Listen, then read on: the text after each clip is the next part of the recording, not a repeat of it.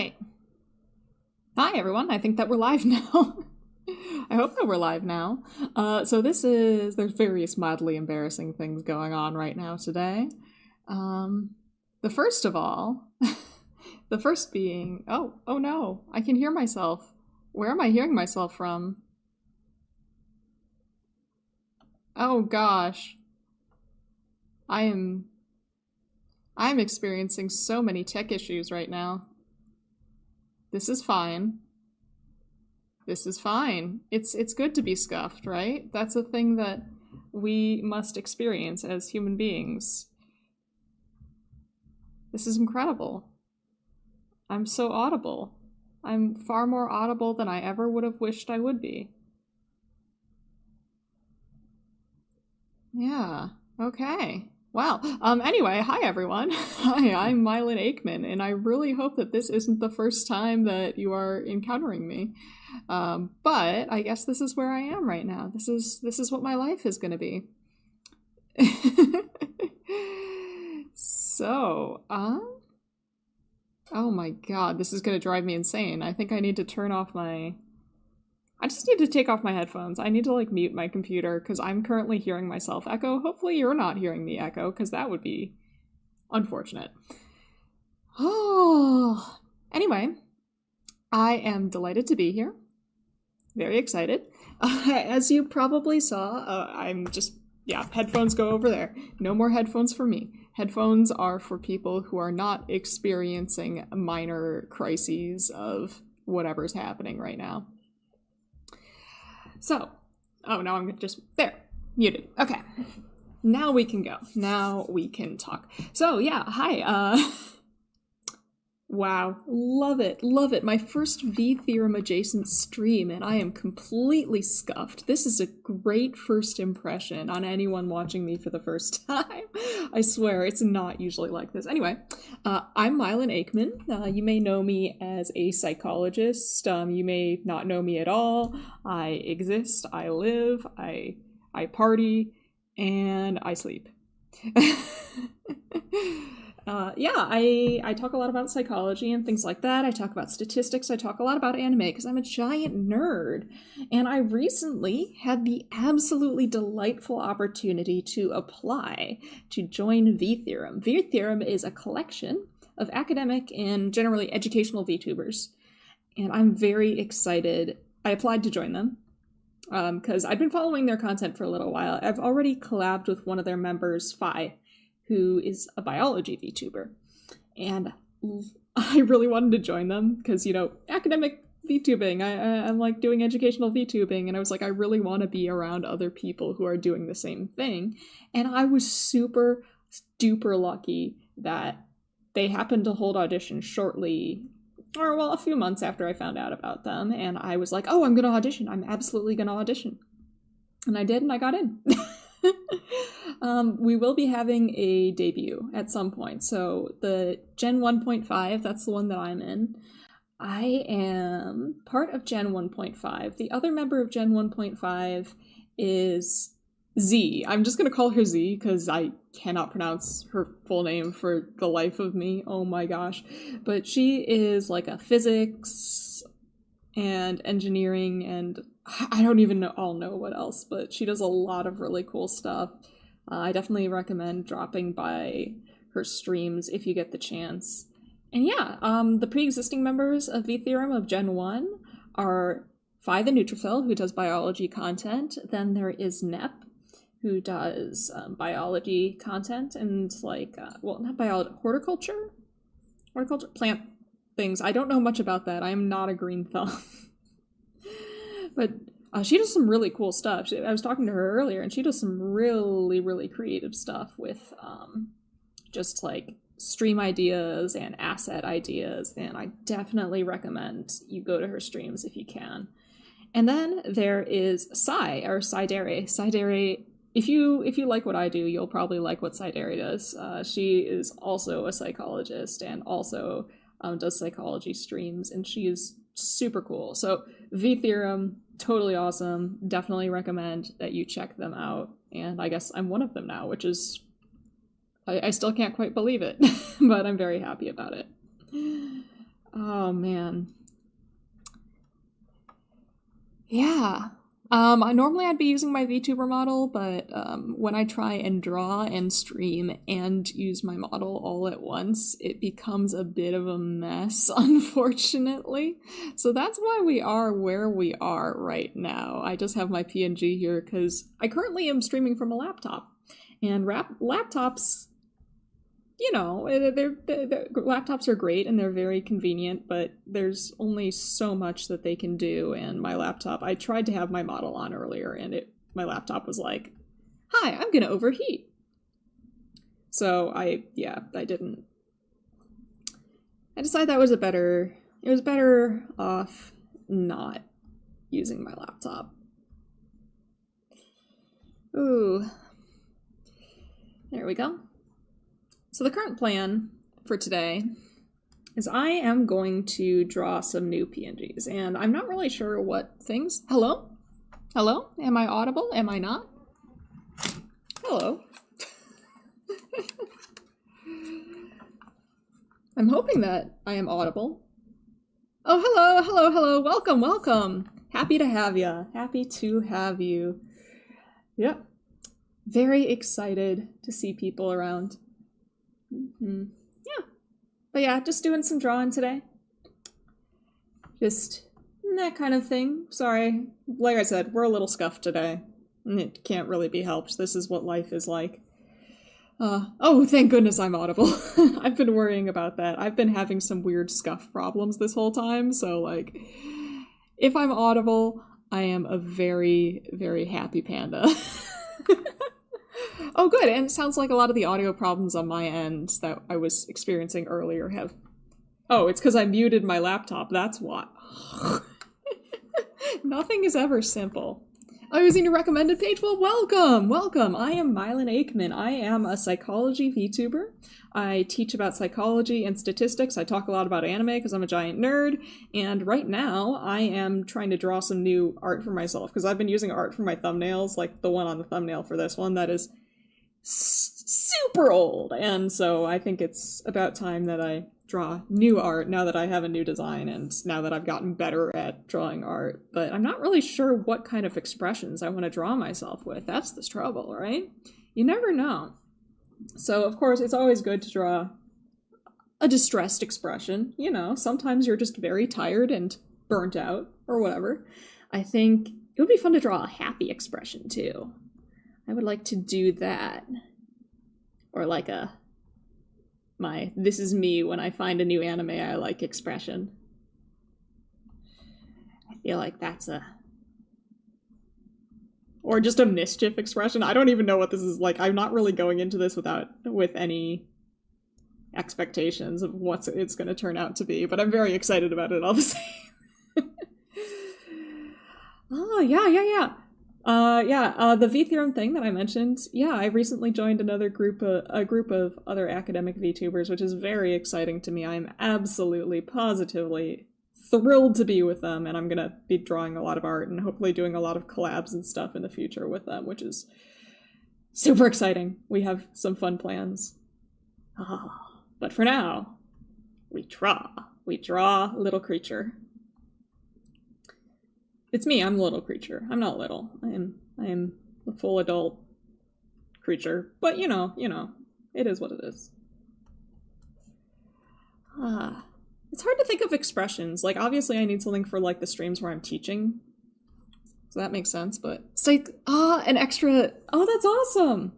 Psychology is the best subject, in my humble and completely not biased opinion, right? I'm incredibly biased because I've dedicated my life to psychology, but that's so cool. I'm really glad that you got to take a psych class. Of course I love psych classes. I teach psych classes. I've taken a lot of psych classes. It's a really cool subject, and there's so much going on with it, you know? Like, you can study psychology forever, and there will still be a billion things left to learn. I mean, I guess that's true for most things, but I'm just, like I said, I'm biased. I think psychology is objectively the best.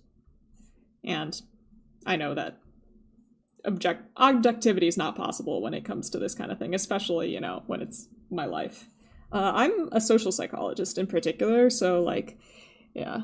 Group, now that you mentioned academic group, yeah. So VTheorem it's kind of a network of VTubers, and all of us do educational content. Like, that's not the only thing we do, obviously. Like, right now I'm drawing. That's not necessarily educational content. But there are 5 of us now, as of like a couple days ago, because I'm Gen 1.5. I'm one of the new people that just got into this group, which I'm thrilled about. But we also have Phi the Neutrophil, and he does biology content, so he's really cool. He does like cell and molecular biology, and I love going to his streams because he does a lot of really neat stuff. There's another psychologist who is Psy, and she's super cool as well. We actually have a lot in common in the type of psychology that we do, but she's great. And then there's Nep, who does a lot of stuff with like gardening and horticulture and like plant stuff that I don't really fully understand because that's outside of psychology. I'm ignorant of many things. Outside of psychology, I know psychology and I know anime. And that's what I know. Yeah. And then the other member of Gen 1.5 of my gen is Z. And Z, she's really cool. She does... What is it? She does like physics and stuff. Up to you if you think psychology is the best. I'm currently studying history. History is really neat too. I actually I've cited some history papers before because I mean it's all tied up into itself, isn't it? Right? Like, I mean, you can't have history without humans doing psychology things, and you can't have psychology without like psychology. A lot of it's all in the context of history, right? Oh, so it is. That's all really neat stuff. I want to learn more about history. I'm not great at, like... There's a lot I want to learn. I hope one day we can find I know there's a history teacher VTuber out there that I want to catch one of her streams sometimes. I haven't... Yeah, we are the Education Avengers. Hopefully we don't destroy any buildings or anything. I don't think I have the ability to destroy any buildings, but, you know, Z with her physics and stuff. I think she does astrophysics and, like, some other stuff. She probably knows how to destroy a building, but I don't think she would. Right? Surely not. Surely not. I have faith. Alright, we gotta do the scary... Maybe we should do the glasses push. I want to do, like, you know, the anime white reflecting glasses and then pushing them up, like, you know, that kind of... This almost looks like I'm picking my nose or something. That's not the intent, but, you know, it is what it is.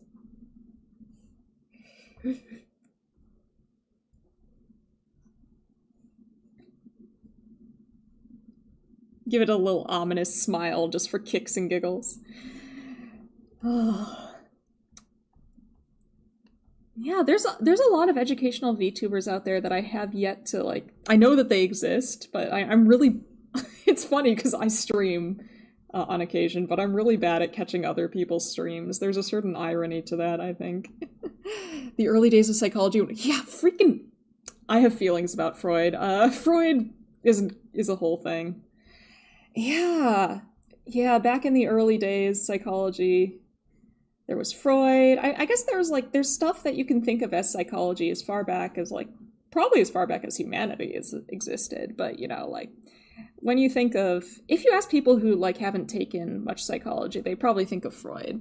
It's like, I've heard there's a history VTuber.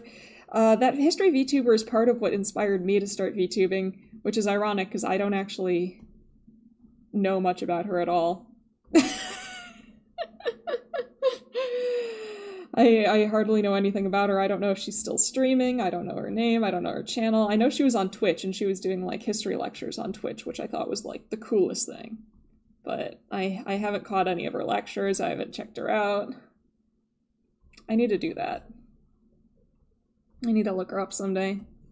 If only because, like, yeah, she inspired me to start streaming myself. So I'll have to look that... Yeah. Okay, this is gonna bug me. Yeah, I would love to see her someday too. After the stream, I'll have to look her up. See, because I don't know, I saw, like, I think there was a viral tweet about her, like, a couple years ago, like, oh my gosh, this history professor is giving lectures on stream as a VTuber, and I don't know if, like, that's a thing that she normally does, like, if that's her normal content, but I know that was a thing that she was doing.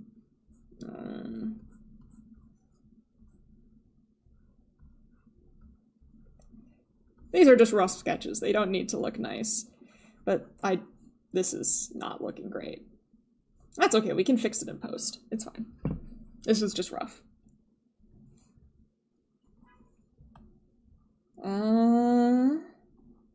Let's see, what other kind of faces might we want?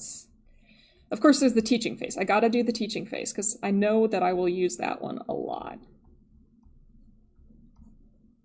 That's a very important face you can get. My sleeves are very big. Let's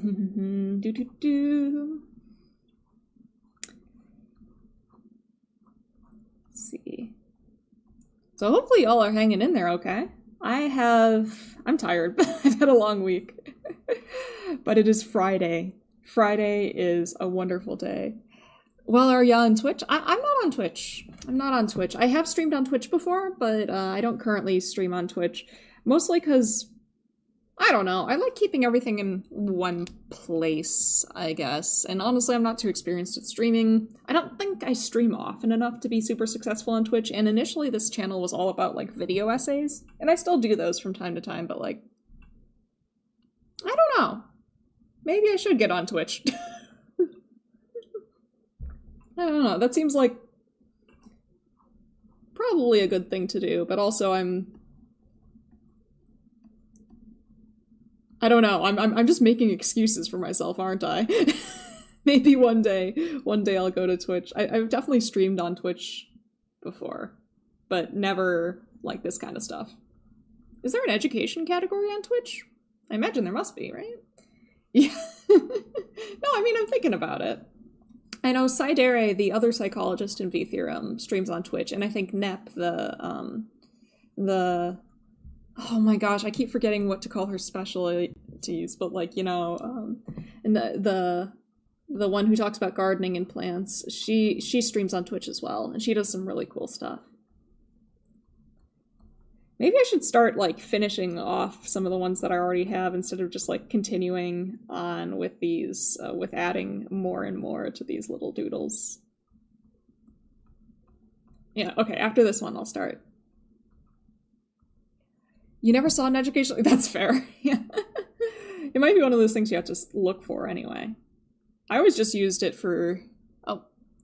Uh-oh, chat has disconnected. Hopefully... Is my signal okay? My signal's okay. Chat just disconnected. I wonder if I can refresh it. Oh well. Successfully connected! We're back! We are so back. Okay. Yeah, I've only ever streamed art. I guess actually I did stream gaming once or twice on Twitch, but mostly I've streamed art there, so I haven't really looked too much at the categories. I'll have to look closer at it one day. I'll have to see what, like, Psy and Nep stream under when they're doing that stuff. I think there actually might be a gardening category on Twitch. I don't know. I'll have to look. There's so many things that I don't know that I should probably learn at some point. You know, that might be a good thing to do. But it's hard to teach an old dog new tricks. And I am but a small Mothman. Small old Mothman. VTuber, oh, you've been a manager for several VTubers? Oh, that's cool. Thank you so much. That's really neat. That sounds like a difficult job, I'm not gonna lie. Like managing, I mean, I guess it depends on the size of the VTuber, right? Like, I don't really have a lot going on, but I know some other VTubers, holy wow, they have a lot happening all at once. That is just terrifying to me. Because, like, of course, I've got my day job, too, you know? Oh yeah, my day job is also teaching psychology, actually. So, my day job is kind of the same as a lot of the stuff that I do on this channel. Ironically. Well, I guess maybe that's not ironically, but it's like, yeah, during my time off, I do the same thing that I do when I'm working, except more. Maybe a bit sillier. Oh, great. Now I need to draw another hand. How do you hold a pointer? That's not a thing I usually hold, so I don't actually know. Because, you know, it's all PowerPoints these days. I think that's close enough. Right? Oh, I saw some hearts flashing by! Thank you. Okay, there we go. Whee! That will be a sleeve. Seeing them grow from 620 views, now they... Oh man, that's awesome! That is so cool. I'm really glad that they're seeing success. That is super nice. They deserve it. It sounds like they worked really, really hard, and you probably worked really hard with them as well. Oh no, no! I accidentally launched a video game, and that will just destroy everything right now. I don't have... my computer does not have the RAM to do that all at once. I am planning on getting a desktop soon, so hopefully I'll be able to, you know, like, actually use my model while I stream art and things like that. That would be nice. Because I spent a lot of time making that model, you know? It was a lot of work, and I would like to be able to use it when I can. But my poor laptop is not made for this.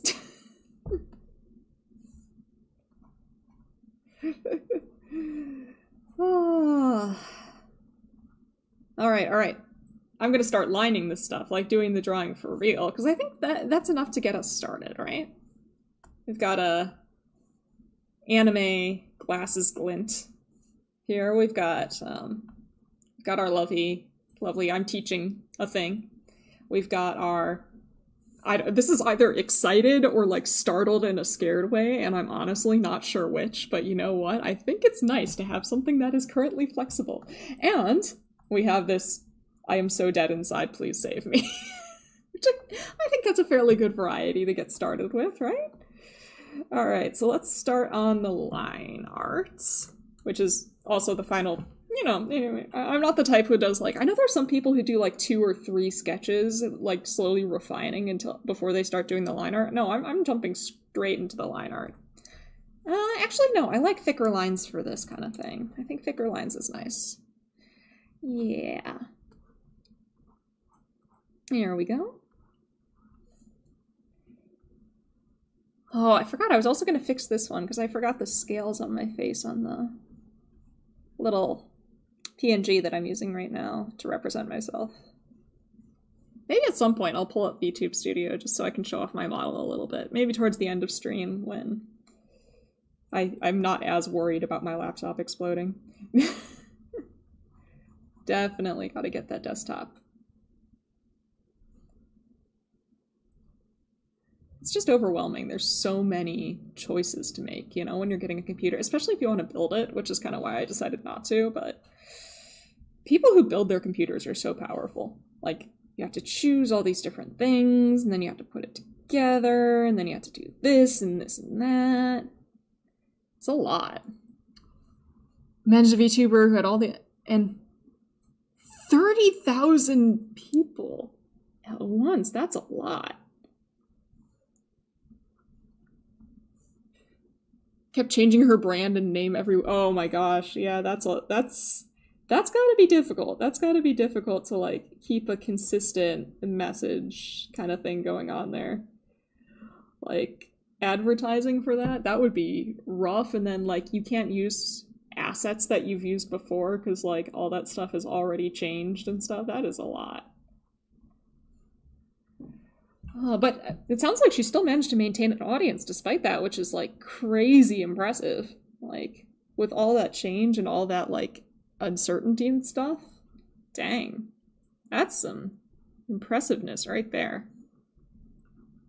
Because, like, there's this thing in psychology when we talk about attraction, and it's not like just, like physical attraction or anything. It's like friendship or like just liking things. We tend to like things that we're familiar with. So like if we go to the store and we see like 3 brands of chips, we're probably going to pick the brand of chips that we're most familiar with. So that's part of why branding is such an important thing. And if you're constantly going in with like, an unfamiliar appearance and an unfamiliar name and an unfamiliar sort of aesthetic, that'll hurt you. And to succeed despite that is a lot. That's why, did you see like Jaguar, the auto brand, they just like updated their logo and everybody's like dunking on it and they hate it and stuff. And that happens every time like a brand does a major rebrand or something, and sometimes it lasts, sometimes people still hate it and sometimes it don't, but there's always that initial sort of like aversion to it. I imagine that's probably familiar, like that whole thing of like we like things that we're familiar with, we don't like unfamiliar things. That's probably that at play. I mean, I don't have data on that, but I imagine that's at least one major factor with it. Yeah, that's also part of it is the mere exposure effect, which is part of the whole familiarity thing. We like things that even if we've only had minor exposure to them, we tend to like them more than new things. There's a lot of really interesting stuff going on there when it comes to like persuasion and marketing and advertising, and there's a lot of weird stuff our brains do in general, which is part of why I like psychology so much. It's just like, wow, our brains do a lot of weird stuff that we're not even necessarily always aware of, Oh, man. Of course, that gets a little weird when you become too aware of that. You're like, oh my gosh, wow. Human beings cannot think rationally. We are relying on all these weird little rules. Like, I've seen it before and therefore I like it better, or like whatever. And people are weird. Brains are weird. But that's why they're so fun to study. But also hard to deal with. But I also get like the desire to change things, like especially if you're like a perfectionist. A perfectionist is the word. Yeah, like I constantly am like, oh, there's things I could change with my model, or oh, I want to try a new design or something like that. And it certainly doesn't help that, like I made my own model. So like not only does my own, like I see all my own flaws, and yeah, people like consistency. A lot of people like consistency. I like consistency. But yeah, it's easier to see your own flaws than it is to see the flaws in other people's work, and so like that makes you want to change it up more. And also like for me, like wanting to change up my model is a real risk, because for me it's not expensive because I make my own model. I can make my own model I've already paid my license for Live 2D. I can make my own model for free, so that makes it easier. The barrier to getting a new model or to updating my design is a heck of a lot lower than it is for a lot of other VTubers, which makes it very tempting to constantly like change. That is not something that I should probably be doing. I think this one needs to be a bit bigger. It's feeling a bit flat on top. Oh, I think actually this one needs to stick up more. Why did I decide to do feathers as hair? That was a horrible decision. Maybe one day I will redesign myself to have something other than feathers as my hair. But I like it too. I mean, that's a charm point, right? That's a unique thing. It makes me stand out from the crowd. Other people don't have feathers as hair. So it's a branding thing. Don't feel very nice. Oh, thank you. Honestly, I'm not actually that much of a perfectionist. I'm very much a good enough person, like you don't get, so like I'm in academia. I have my PhD. I went to graduate school, I got my PhD and all that stuff. You don't get your PhD by being you have to have some level of, maybe not perfectionism, but you've got to like do some level of quality control on yourself. But if you're a perfectionist, if you want everything that you do to be perfect, you are not graduating. So I wouldn't say I consider myself a perfectionist, but there's always things that you can do better. So, like, I'm not trying to be perfect, but, like, you know, there's definitely the drive to improve, for sure. For sure. Which is... that can be stressful. But, you know, most things in life can be stressful if you deal with them the wrong way, so it is. If you had to ask me, you're an absurdist? Oh, that's an interesting way to describe yourself. I'd love to know what that means. Like, what do you mean when you say that you're an absurdist? So that sounds interesting.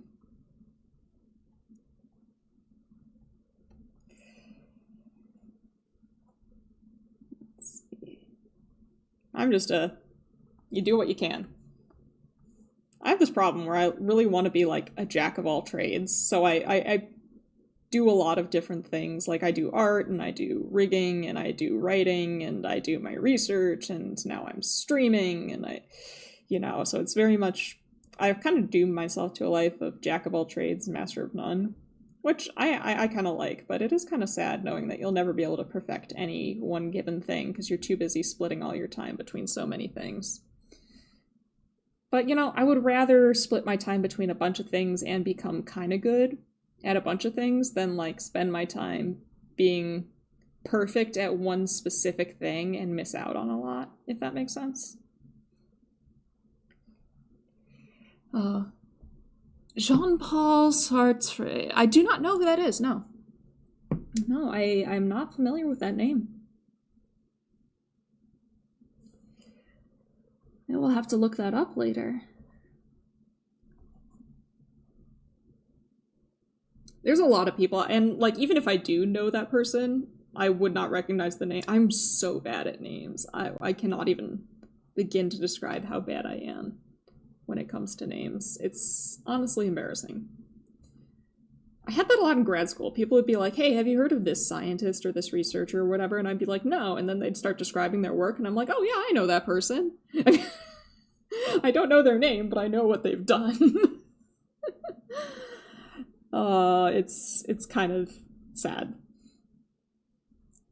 But, you know, you can fake it well enough if, like, you recognize somebody, or, like, there's so many times, do you ever do that thing where, like, you're out and you're walking around and, like, somebody waves at you, or, like, this happens a lot to me at academic conferences. Somebody will wave at me and they're like, oh, hey, Mylon, and I'm like, hey, how are you doing? Ooh, the philosophy of existentialism, but he compared to me.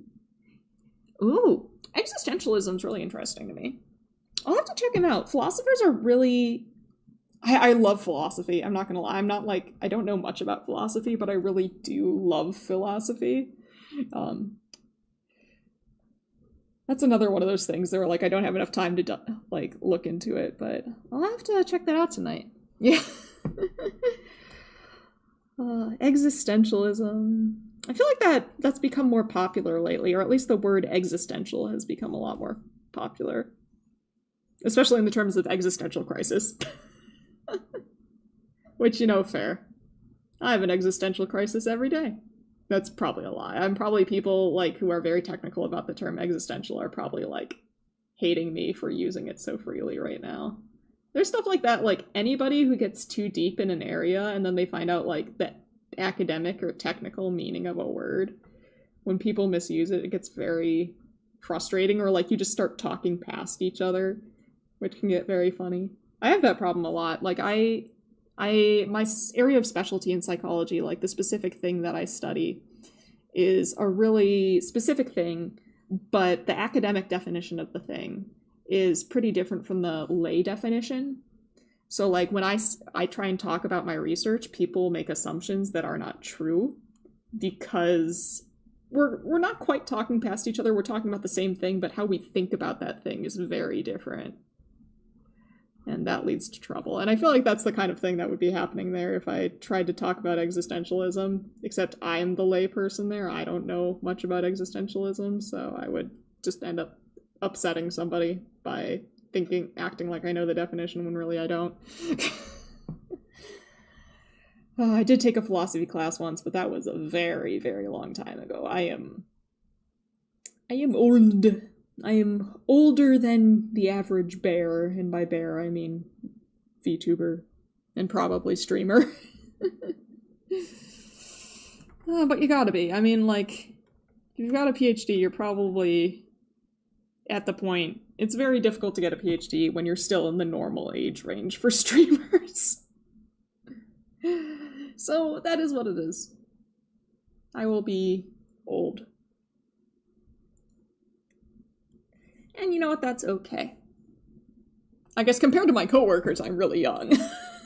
It's the funny dichotomy. Compared to my coworkers, I am quite young. Compared to many other people who stream, I'm fairly old. It's all about the reference group, right? It's contextual. It is all based on context. Am I young? Maybe. Am I old? Maybe. It depends on who the comparison group is. That's a big thing in social psychology. Just context. We love our context. Jean-Paul is the main philosopher, but I follow the offshoot. Oh, I see. I don't know. I'm so bad at keeping track of this stuff. Oh, I bet there's a lot of offshoots. My experience with academics in general is that they love to argue, and I imagine that philosophers in particular, because like they place such an emphasis on like logic and like this kind of thing. Ooh, Albert Camus. I see. I've heard the name Camus before, but I don't know if it's that guy in particular. I would not be surprised if it was a completely different person. Oh. And there are some, like, people, like, academic families, almost, I want to say. It's not, like political families or something, but, like, people whose parents are professors, I think, might be a bit more likely to go into academia. Maybe because it's more, like, familiar to them. Like, they saw that as a career path growing up or something. I was not like that. My parents were very much... My parents don't even really understand my job all that much, but... You know, it is what it is. Everybody does different things, and I think that's fun, but it makes sense that, like, if your parents do something, you're more likely to end up in that career. Ooh, I love the swoop of this one feather. It is so fun to draw. It's so satisfying if you can get the line right. Oh no, and now I'm not getting the line right. There we go. These don't need to be perfect. Like I said, I'm not a perfectionist, because if I was a perfectionist, I would never get anything done. So we're just gonna go for good enough. And then maybe one day, in the near or distant future, I'll redraw these if I really don't like them that much. There we go. Your feathers. We like feathers. We're covered in feathers. Better like feathers if I'm covered in them. That would be very unfortunate if I hated feathers and I was covered in them, you know? It'd be like hating your own hair. That's a funny story, actually. I am allergic to my feathers a little bit. Or, I'm not allergic to them, but kind of a little bit. Absurdist is the idea that the universe is irrational and has no inherent meaning, suggests that when people try to find purpose, they face conflicts with a world that seems... Yeah, I've heard of the concept of absurdism before. For sure. The world is meaningless. Yeah. I think that reminds me of Discordianism. Have you heard of Discordianism? It's like it's both a joke and not a joke religion. It's like both a fake religion and kind of not a fake religion. It's like the world is inherently chaotic and there's no inherent meaning to it, and we shouldn't try and place... Or like trying to place meaning on the world is futile. I think that's kind of fun. I like... This is like... It's funny, because, like, I think that's a very fun, interesting idea, and, like, to some extent I buy into that, but at the same time, you know, I'm a researcher, I'm a scientist, I do statistics, and that all of that, like, Discordian stuff is kind of inherently incompatible with research and statistics, in that research and statistics, their whole purpose is to try and find some kind of pattern. So it is a little weird for me to do that, I guess. Absurdum emphasizes this conflict between the human search for meaning and the lack of it in a universe that's unavoidable. However, it doesn't necessarily lead to despair. Yeah. Yep, it can be almost comforting sometimes if nothing has meaning, then, you know, like, maybe that embarrassing thing you did, or, like, maybe that's not so bad. Like, if... I don't know. Like, yeah, I can see how that idea would be comforting. It's interesting, though, because, like, there's a whole sort of, like, thing in psychology about meaning making. It's like this argument that a lot of people have this sort of inherent, the church of the subgenius, not the search of the subgenius. Or maybe it is. Maybe that's another name for it. I'm thinking Discordianism, though. But what was I? Oh, yeah. There's this idea that we try and find meaning in our lives, and this is a comforting thing for us. And, like, of course, not everybody does this. Like, psychology is the study of, like, what do people do on average? It's not going to apply to any, necessarily going to be, like, a perfect representation of any individual person. But yeah, there's this thing called meaning making, and we try and find meaning in our lives. And some people do that through religion. Some people do that through, say, like, conspiracy theories. Some people, I guess, like, people maybe who are more into absurdism, maybe they don't really care as much about meaning making. It's more like, yeah, nothing has a meaning, and maybe that's okay. Life has no inherent meaning. Trying to find one creates conflict with the chaotic universe. Instead of despair, we embrace this and create our own purpose. That's the short one. That sounds nice. That does sound nice. So there's no meaning. There's no inherent meaning to life, so we'll just make one of our own. We'll just do what we want to do. Oh no, I don't mind. Dude, I am an academic. I will read through all of the text. Like, my job is reading through all of the text. This is what I've dedicated my life to, reading all of the text. I do not mind reading a lot of text. That is... Yeah, I cannot emphasize enough how little I mind reading a lot of text. Literally, my job, my career, my life choices have all led me to reading a lot of text. I think this one needs to be a bit of... Yeah.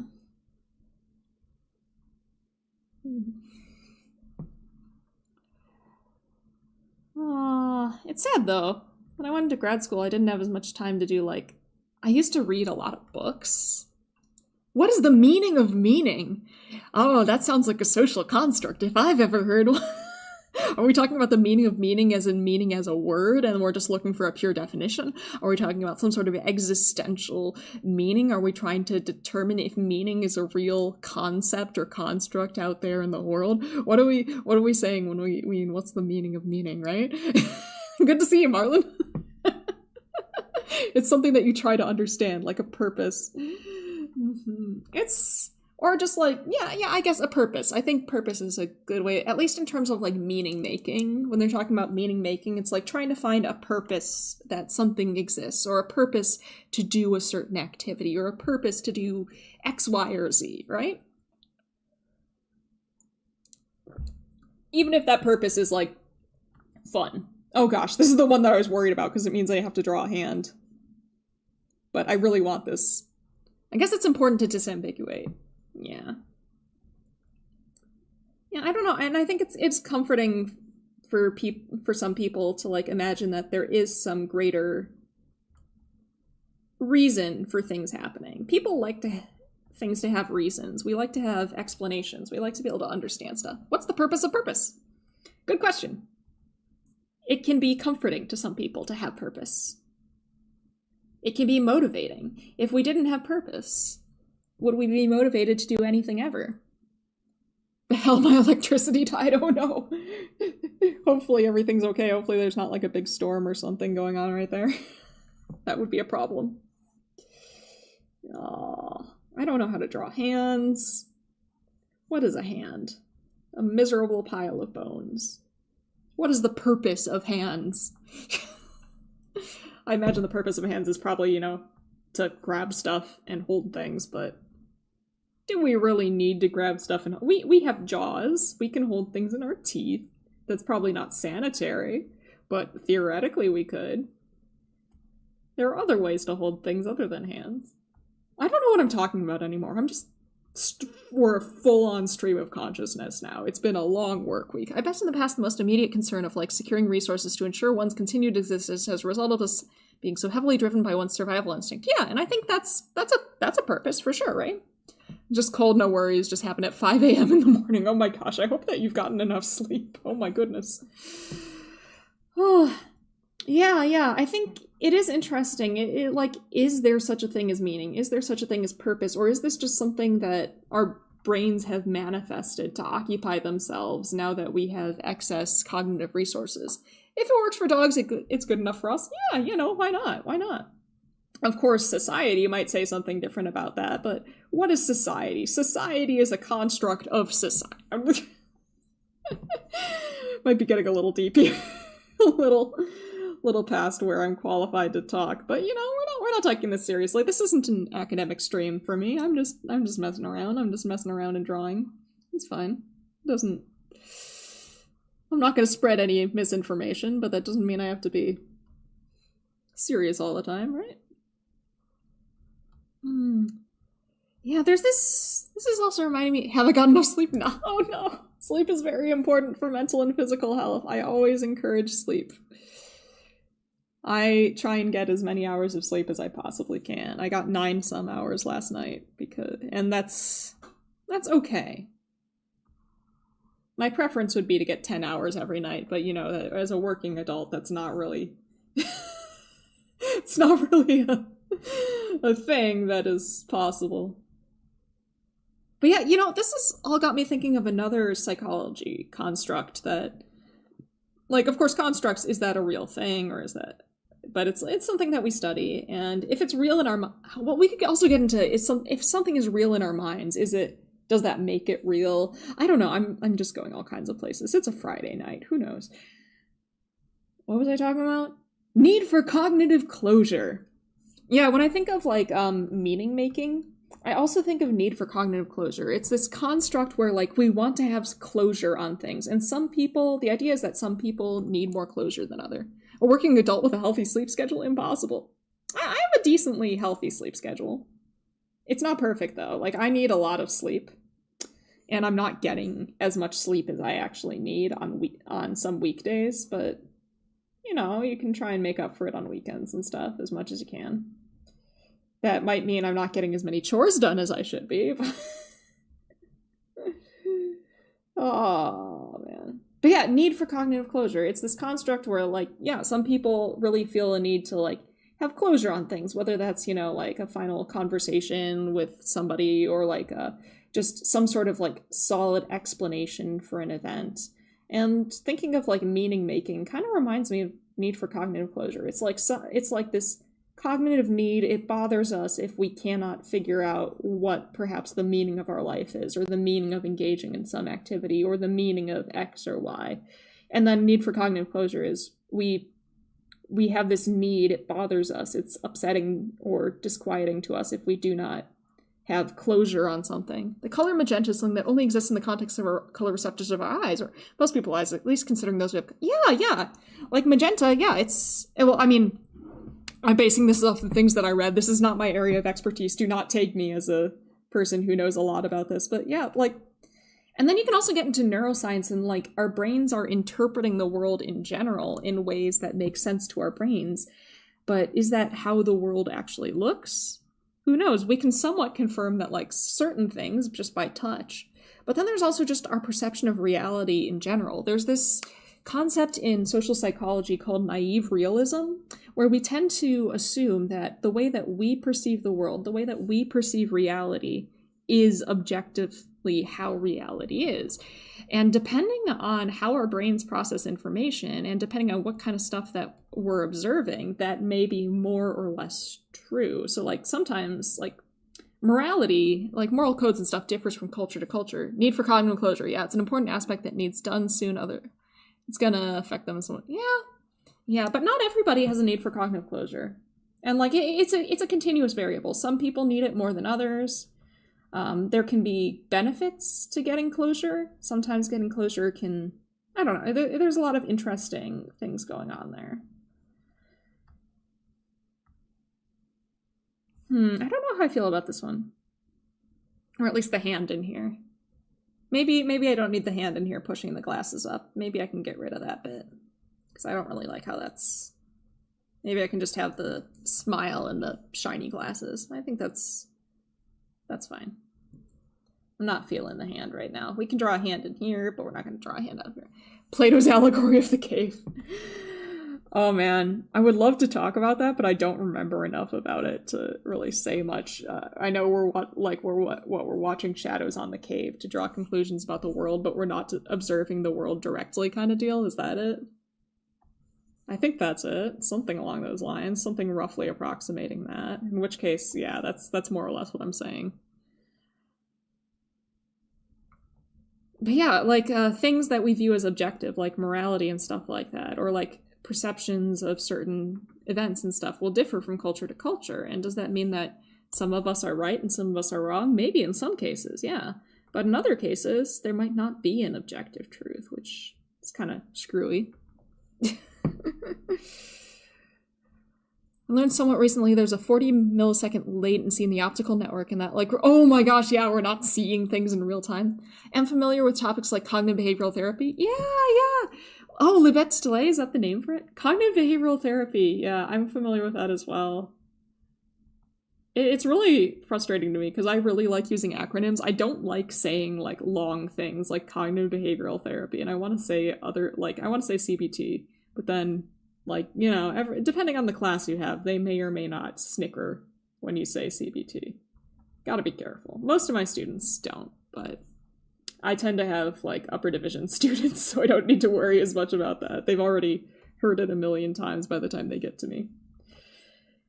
But yeah, it's the more I learn about like both like from a neurological perspective and from like a social psychology perspective, how much our brain just processes information before we're even consciously aware of it, and how little of it is like raw and unfiltered through, say, personal biases and things like that. It gets distressing. It gets distressing of like just how little we're seeing as just like an objective thing, and how much things just tend to be very deeply filtered by our brain in ways that we cannot control. But I guess then you gotta get a little, like, is the word nihilistic about it? Or you just kind of gotta get like, meh, you know what? Functionally on a day-to-day basis, maybe I'm not perceiving maybe I'm not perceiving reality on from what I'm seeing on a day-to-day basis, but you know what? To function in society, I just have to kind of work on the assumption that this is as close to reality as it's getting. I've got to work with what I got kind of deal. It's a whole thing. Everything's weird. The world is weird. Oh, I forgot this top one. I keep forgetting or like not quite getting right the top feather. Oh, that came out weird. Something weird is, let's make that one a bit more swoopy. Maybe that'll fix the problem. I think I went a little overboard on that one. That's sticking up put a bug on a leaf. Is a bug on a leaf? I wish I was a bug on a leaf. My life would be easier. It's interesting and yeah, that's why I like philosophy. Just thinking about all this stuff is, but like, you know, of course you can't function on a day-to-day basis if you're like, is what I see real all the time? You know, you're not going to be able to like do anything. So to some extent, we've just kind of got to be like, accept that, you know, like, maybe this isn't objective reality, but it's what we're working with, and we got to work with what we got.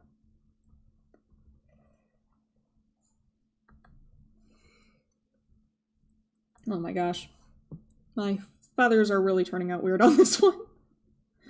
This is why someday I'm just going to shave off I'm going to pluck out all my feathers, and I'm just going to slap some hair on. I'm going to put a wig on or something. These feathers are a big pain in the butt.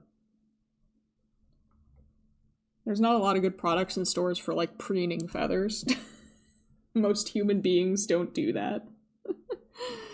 Just go, hey, sounds cool, time to go to college. I need to go back to college, except I work at a college.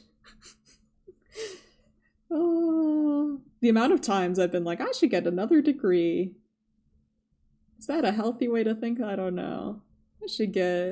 I would love to get, like, another degree, though. I would love to go back and I've thought about getting another PhD. That might be a bit much. Maybe get another master's, maybe even just get another bachelor's. I would like to get another bachelor's, I think. I wonder if they'd accept course credit from my previous bachelor's, or do you have to do that again? Like, is that a... Makes you wonder, doesn't it? I like I said, I'm old. As far as streaming goes, I'm old. But as far as, like, working at a university goes, I'm young. It's funny, you know, like, yeah, it's all relative. It's all, as I was saying, it is all relative. Who am I comparing myself to? If I'm comparing myself to some people, I'm quite old. If I'm comparing myself to other people, I'm quite young. It depends on that's true. There are, and then like transfer credits and things like that. Like some universities will accept some transfer credits, other people won't. It all depends on like, it's a whole thing. And like, I imagine my undergrad university is very far from my grad university and also from the university where I currently teach. So like, they probably have never checked to see if those classes should transfer, or like, you know, if they're satisfactory equivalents of X, Y, and Z. And so like it would take even longer for them to figure out which of my credits transfer, and it would be a mess. These courses you took directly apply to new bachelor's, I think. Oh, they won't? Well, then again, honestly, most of the fun that I had in undergrad, I really enjoyed my psych classes, of course, but I think it was also I also really enjoyed, like, my electives, you know, like the sort of breadth courses. Like, I got to take some really fun ones in there. Currently 19 and well in second year. Oh, second year, nice. Heavyweight teacher who has been there since... Oh my gosh, heavyweight teacher. I don't know if I'm a heavyweight teacher. If you have a bachelor's in psych, you can get, say, a bachelor's in social psych by taking 2 classes. Yeah. Do they offer bachelor's in social psychology? I've never heard of a bachelor's program. Like... You can get a master's in social psychology, and that might also actually depend on the country, I guess. But if I got another bachelor's, I'd want a bachelor's in like something completely different. Like, I really want to do a degree in human-computer interaction. That's a really cool field. I actually applied to PhD's program both in psychology and human-computer interaction, and I ultimately ended up in psych, but. Or communications. I've only recently like been looking at communication stuff, and I never thought communications was all that interesting, but now actually reading some communications papers and stuff like that. Cool stuff. Oh yeah, it's an yeah, that makes sense. Or like you can find two degrees that have a lot of overlap. But at that point it kind of feels like, what's the point of getting another degree? I think a lot of universities do allow faculty to like take classes at that university. I've looked into it a little bit at my university, but I haven't looked into it too much. Look, part-time job right now. Ugh. Job hunting is the worst. Job hunting is incredibly stressful. I hate job hunting so much.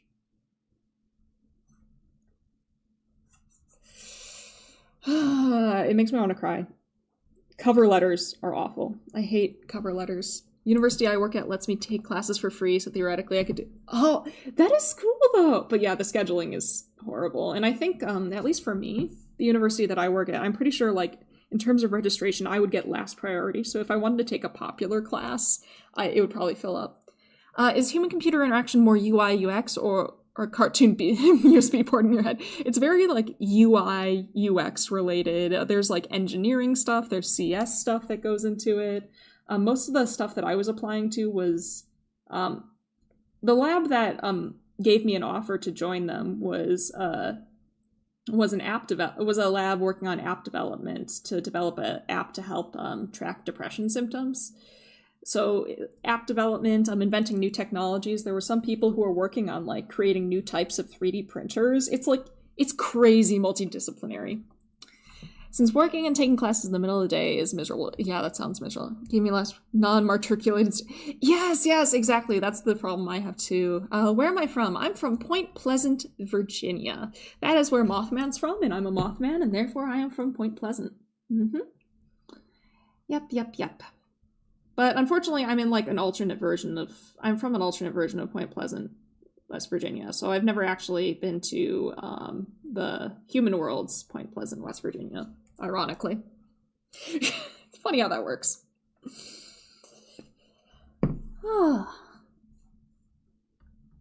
Let's see. Do I want to put eyebrows on here? It'll probably be too dark to see them. Moth state. Exactly, it's the moth state. Well, the one that I'm from is the moth state. I don't know about human West Virginia, but my West Virginia is the moth state. There we go. Moths are very cute creatures. They're very fluffy. Alright, I think that's fine. It looks alright. I'm happy with that, and then we can start coloring it in a bit once I get the line art for the last one down. No. Oh, from India! Rough place to find part-time work. Might as well shift. Oof. I'm sorry. No wonder it's such a, like, horrible time of the morning for you. I was gonna say night, but I think it's morning. Ooh, that is rough. Yeah.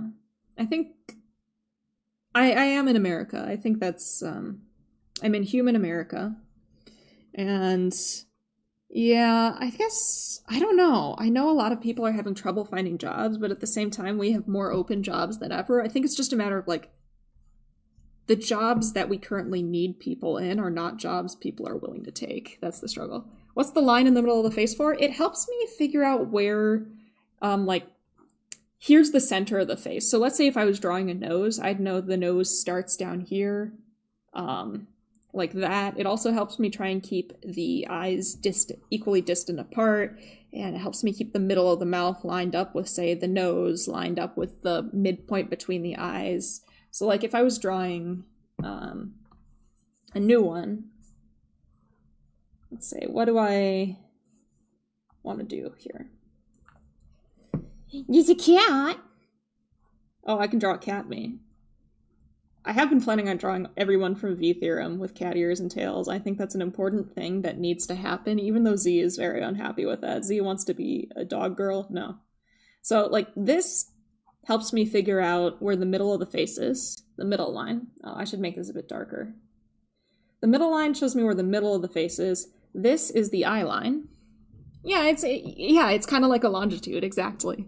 Yeah, it helps me keep perspective. It helps me make sure that I'm not accidentally drawing one eye up here and one eye down here. You know, how to draw while also studying psychology. Thank you! I mean, everybody has to have their hobbies, right? But yeah, it helps me figure out where the middle of the face is, generally. And, like, when it's on an angle, you know, you're doing some, like, let's say I've got a face turned in, like, a 3/4 view. It helps me sort of visualize it, but at the same time, I've got to visualize it kind of like a 3D plane, you know? So, like, the eye will be closer to the middle line over here because it's further away, and farther from the middle line over here. Also because the face is kind of curved, and then you've got, there's the nose, there's the middle of the mouth, but it's going to be longer on one side than the other because it's facing away from you. The psychological process of drawing, is it something analyzed with the psychology lens or neurology lens? You know, I don't know. I'm sure people have studied it, but I have never looked at that literature before. That's a really interesting thing.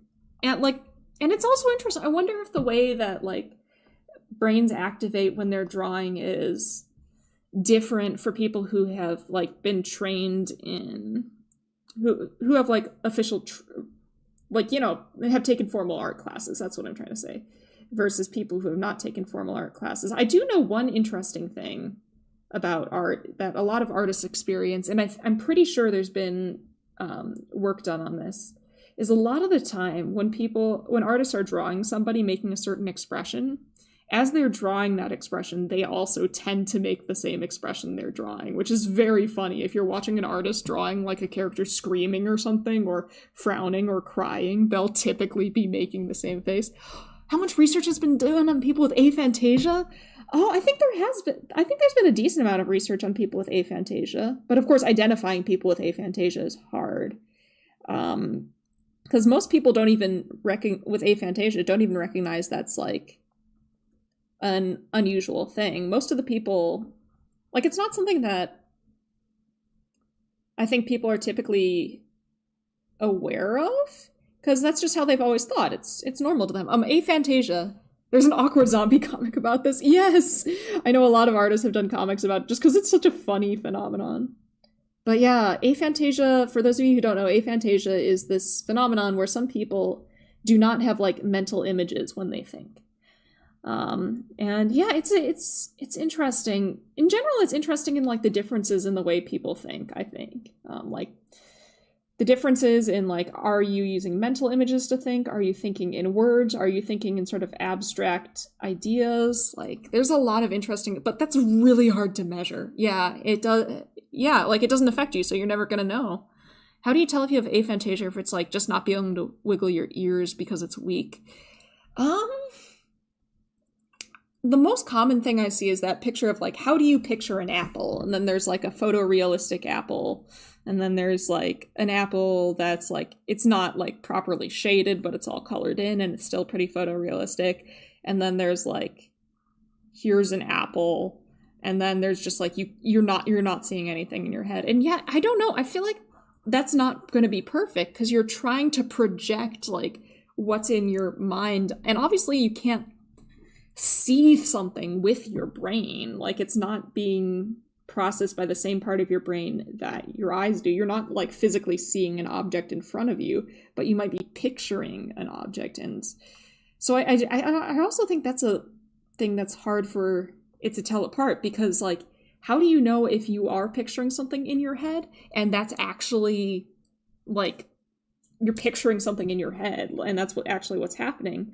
Or maybe you have aphantasia, like I'm picturing something in my head and I think I have an image of it in my head, but I can't compare what my experience of picturing an apple is to somebody else's experience to picturing an apple. So maybe other people have a much clearer image in their head than I do. And it's a whole thing. Like that's the problem that we face a lot in psychology, is that we cannot measure these things directly. We have to measure them indirectly, like that series of apples drawings where you just say whichever one is closest to what's happening in your brain.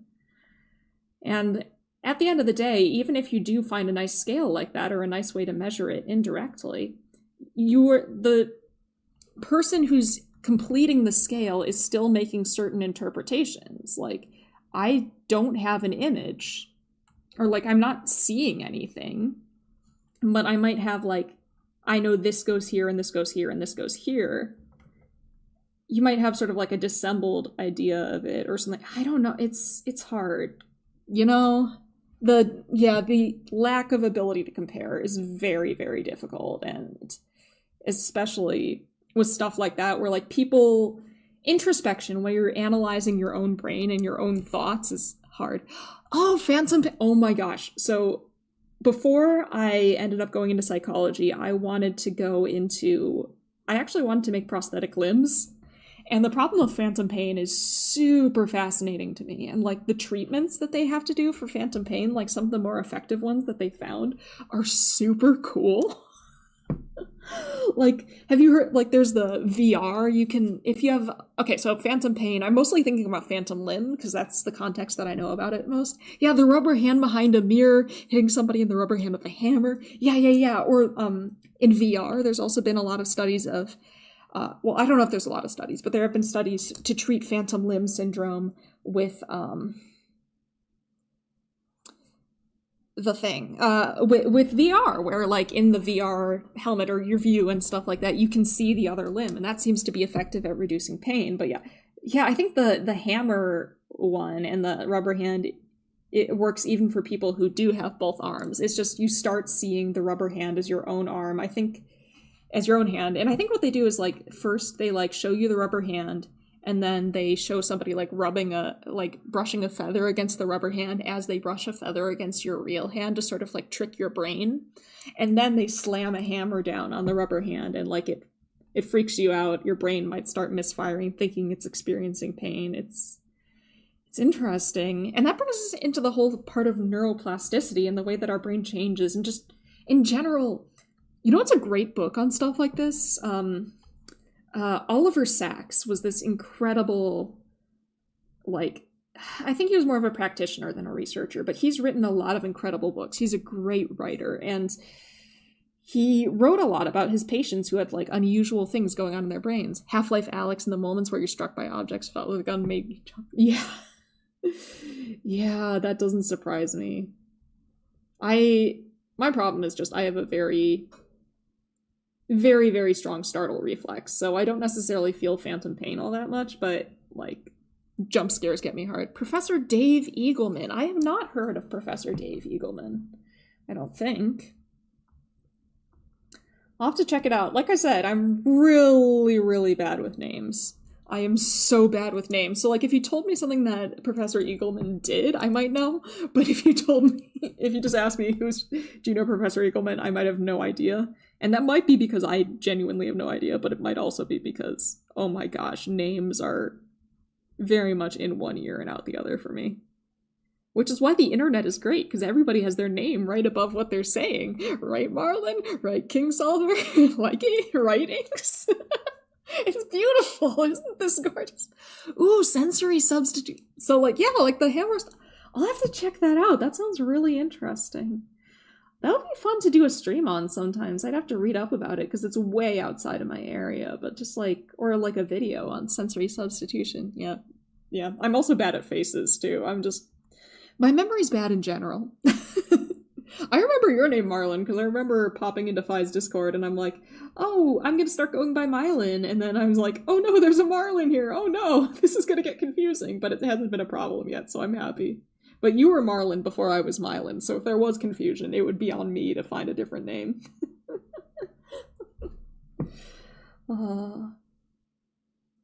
Marlon. Fish. That's almost certainly not what your name is referencing, but now all I can think of is fish. Marlin's a type of fish, right? I think so. I mean, I'm sure that's not the only thing it is, but... Oh no! I overthink things. Don't mind me. It's just me overthinking, as I always do. Oh, that's probably why I went into psychology, or academia in general. I think people who go into, like, academic fields, you kind of have to be an overthinker one way or another. You have to think way too much. I remember when I was in grade 11 and had my first psychology project, I decided to do a study on parasocial relationships. Oh, yes. I've been really wanting to do research on parasocial relationships. I actually read a paper recently that I took notes on that I was going to do a video about, but I haven't gotten around to it. But there's actually a burgeon, like a growing area of specifically parasocial relationships with streamers that's interesting. Oh, welcome, Kowalski. Welcome. Happy to have you. Yep, we're still going. We are still here. I think I'm gonna go for probably another 45 minutes if I can. We'll see. We'll see how long I can survive. I think typically the lifespan of one of my streams is roughly 2 hours for an art stream. Unless, like, something drastic happens or something. And then after that point, my brain just starts giving up even more than usual. But I want to at least finish these little ones. So hopefully I'll be able to do that. I would like to do more, but maybe that could be another art stream later down the road.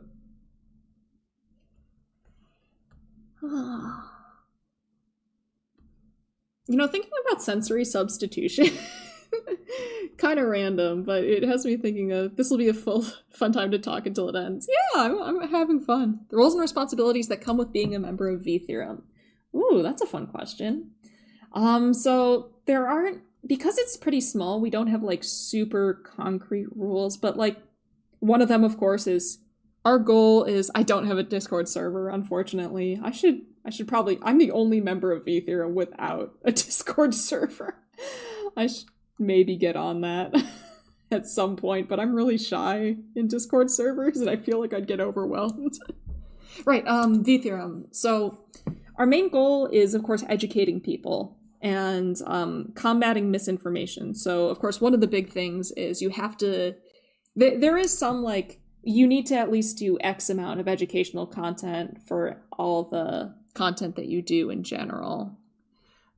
Ooh, sensory multimodality. That sounds interesting. I'm sorry, I keep getting distracted. That, and then, of course, because our whole goal is, fighting misinformation, or at least that's a major goal, we must, spread good information. We've got to be fairly confident in our information, but of course people make mistakes, and we might not all be human. I'm a Mothman, but we're all living creatures with humanish brains, and therefore we're going to make mistakes. So another responsibility in being in VTheorem is if you make a mistake, you've got to correct it. You have to go out and say, hey, I was wrong. This is what is correct. Yeah, stuff like that. Like, we want to make sure that we're giving people good information. That's the main things I can think of off the top of my head.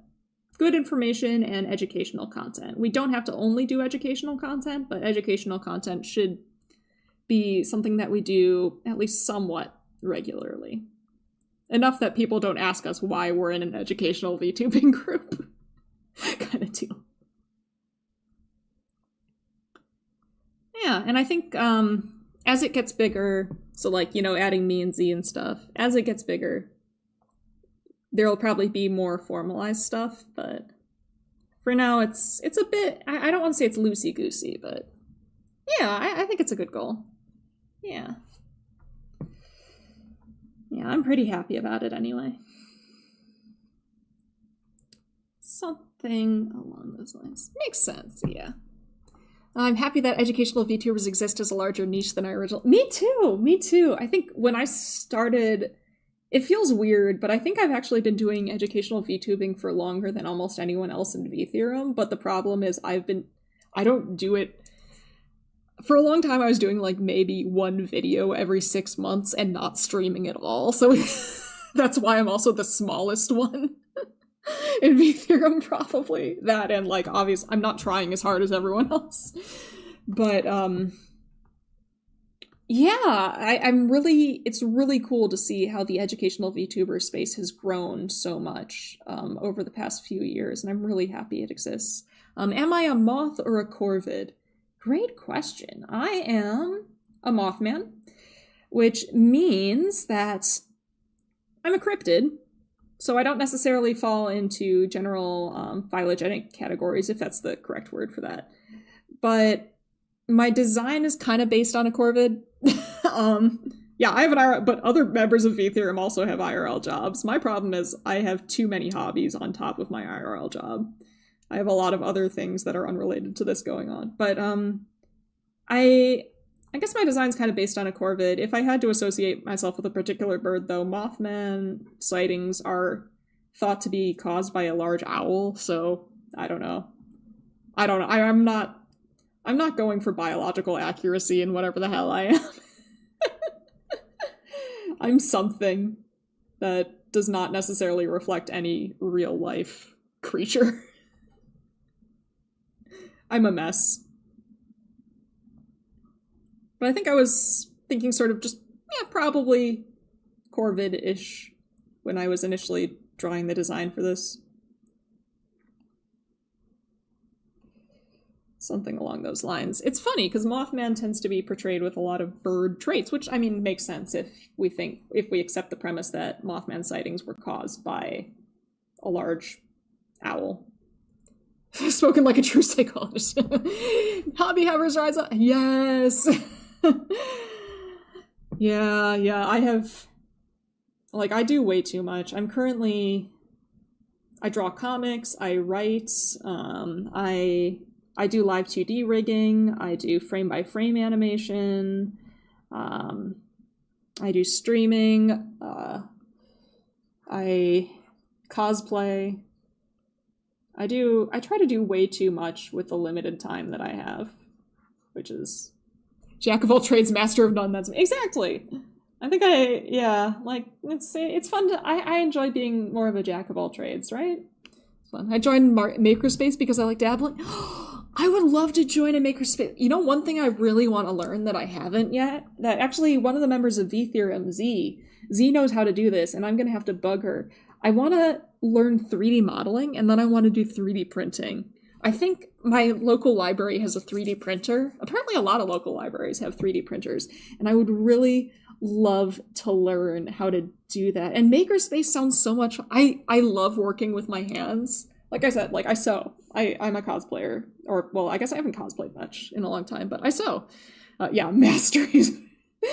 I guess specialization is for insects. It's funny, because I'm highly specialized, at least academically, but like in terms of hobbies, I am nowhere near specialized in anything. I have a lot of hobbies, and I'm not insanely good at any of them, but I'm good enough to get by in most of them. 3D printer, yeah! I would love to learn how to use a 3D printer so bad. I would love to learn. Maybe one day. Lots of libraries have makerspace. Yeah! Yes, there's so many things you can make with 3D printing. Yeah, I want to make custom figurines. That's my main motivation for learning this stuff. I want to make custom figures. I love collecting figures. You teach 3D printing? Oh my gosh, that's awesome. Oh, 3D printing is so cool. Oh my gosh. They can be real pain. Oh, I bet. You know, like I said, you know how I mentioned I applied to like a human-computer interaction program? They'd actually, during that time, they were inventing a 3D printer that could literally print houses. Like it was a 3D printer, but it worked with concrete. I haven't really heard about what happened with that, but printing of models and the designing of models too. Yeah, and 3D modeling for solely digital is different from 3D modeling for 3D printers, right?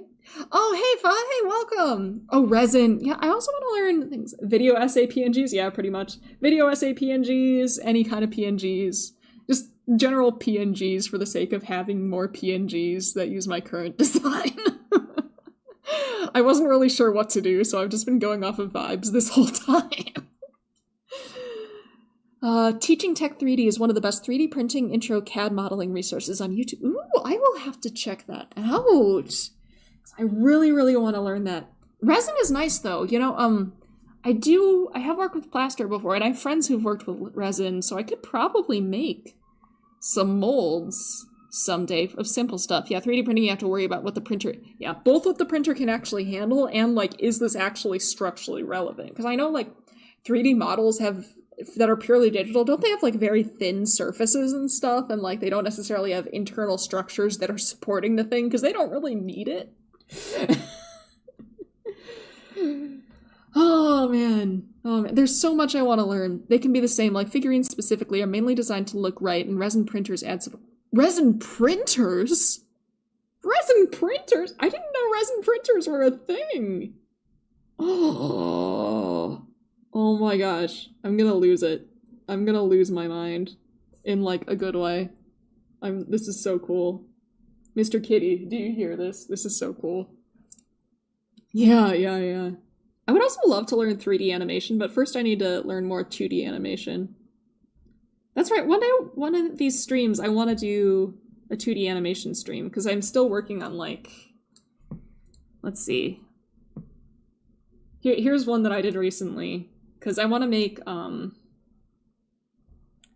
want to make a loading screen. I still don't have a loading screen, so I made this one recently, and I would love to do a 2D animation stream sometime to, like, create more of these things for some potential loading screen or something like that. UV curing in solution. Nice! Yeah. So 3D printing the model needs to go through slicing to be converted to printing format where the structure and support are at it. That makes sense. I think there's also stuff where you use sinter tungsten powder with microwave beams or something, but that's more industrial. Oh my gosh. There's so much I need to learn. There's so many things to learn. I love it. I mean, it's like kind of distressing, but like, oh, thank you. Thank you. I worked hard on that one. But yeah, there's so many things out there in the world, and I hope like we keep getting... I just want to keep learning forever. There's not enough time in life to learn forever, which is distressing.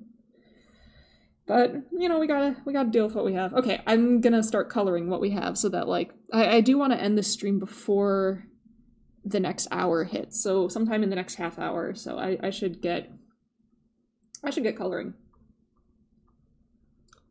Man, everyone here has so many different skills. Isn't awesome? Oh, I like the moth wing patterns there too. Thank you. It took me about 1 billion tries to find ones that I liked. I need to draw like refs for like both my proper model and then like little moth creature me. Here we go. There's my model. There's one sinting company that got bought for customer grade sinting. It can be aluminum powder or copper and other metals. A laser just melts what you need, and that is so cool. Oh my gosh. Supported by the remaining powder layer, but it's very neat, but very messy and lung harmful, so take care. That makes sense. Oh, that is so cool, though. There's so many cool things in this world. Okay, alright, right. I need to create a layer for this. Oh, I'm probably not going to be able to finish coloring all this today. But that's okay. I can either have another stream or do it off stream, or I have a lot of options when it comes to this. Yeah. I can do I'll pop into 5 stream later and color while I'm doing that. Seen projects with a 3D print mold where you fill the concrete in order to create sturdy frames. Ooh. Yeah, maybe that's part of like the stuff that was part of the lab that I was hearing about. Too much interest, too short on time to do it all. Exactly. There's far too little time in the world. So it's nice that there are educational VTubers out there, like educational content creators in general. There, now it's easier for me to see what I'm doing. So you can learn stuff while doing other stuff. I'm a notorious multitasker. Definitely, I'm gonna be in 5 stream after this, like watching, because I want to know what's going on there. But I'm also going to probably be like playing Minecraft or maybe finishing up coloring some of these and stuff at the same time, because I'm incapable of sitting still and just watching something. Want to use 3D printing with slip casting molds, resin UV curing to build stuff upside down. Filament printers have many thermoplastics they can use, even carbon fiber embedded wood, chocolate. I have seen chocolate 3D printing before, which is like, it makes sense that it would work, but it's still so wild and cool to me. Oh, there's Karakuri 3D printing channels too. Oh my gosh, the world is so cool. There's so many cool things in the world. I'm gonna cry. Yeah, 3D printing for molds. That makes sense too. I think, doesn't what's his name? The chocolate guy. I think he 3D prints his molds sometimes. I wish I could remember his name. But the guy who does the really incredible chocolate sculptures. Little clockwork mechanisms that do Kamakurist. Wait, do you... Yeah, I know. I'm thinking like... Or Karakuri, sorry. Yeah, Karakuri, like Karakuri Ningyo, Karakuri dolls. Like those traditional clockwork dolls. Love the world. Yeah, right, isn't it cool? I want to do it with Man the Money. I know! I'm too broke for so many things I wanted. I would love to own a 3D printer. I told myself...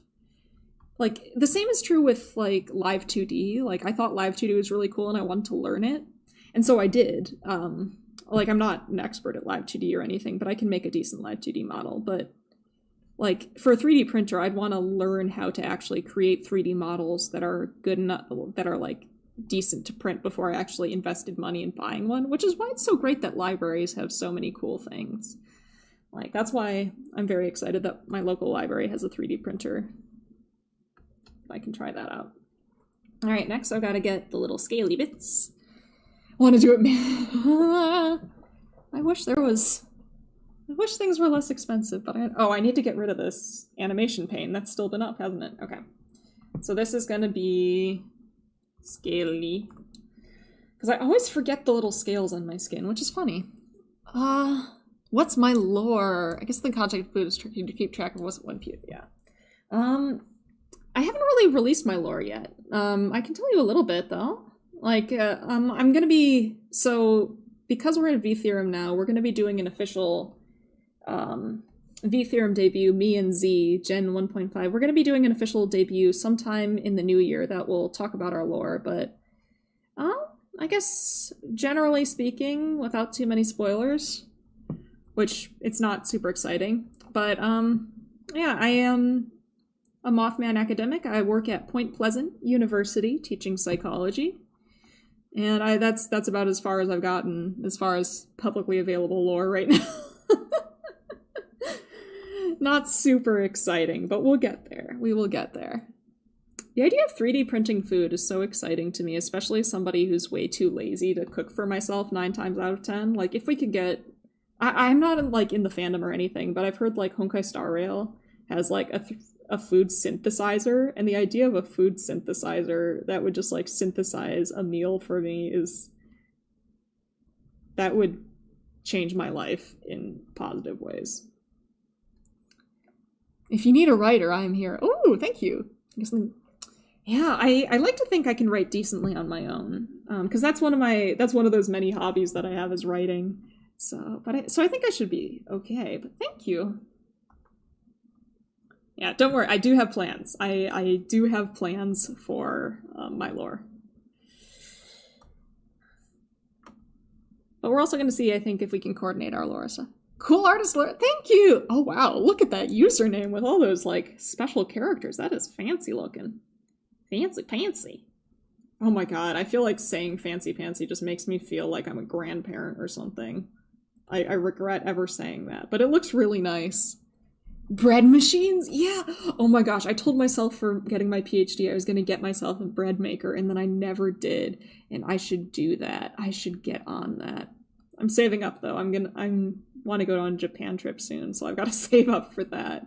But maybe later next year I can get a bread maker.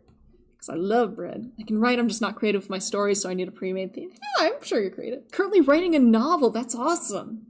Fancy pants makes me feel so good. I'm glad. Yeah, that is so cool.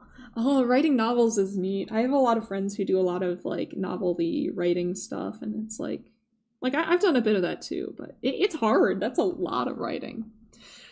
Like, oh my gosh. Wait, are you doing Raimo then? Oh, thank you. I'll do my best to have fun in Japan. If anyone has any, like, I've been before, but like, if anyone has any suggestions for things to do, I would love to hear. Oh.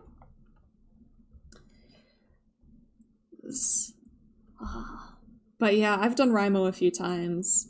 You're making a comic? Oh, that's so cool.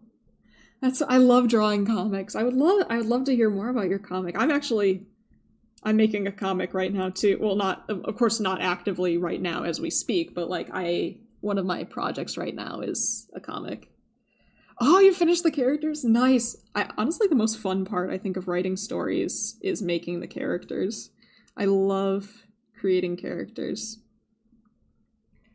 It's hard sci-fi. It's a sci-fi superhero setting. Nice.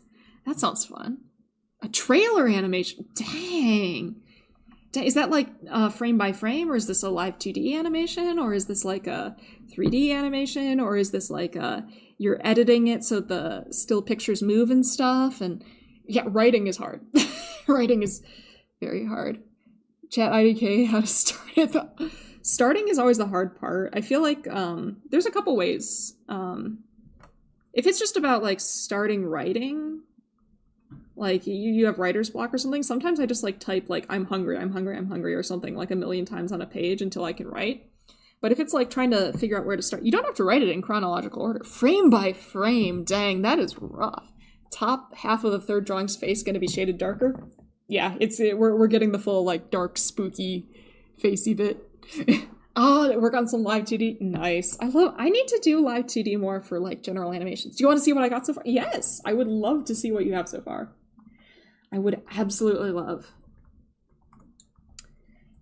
Yes.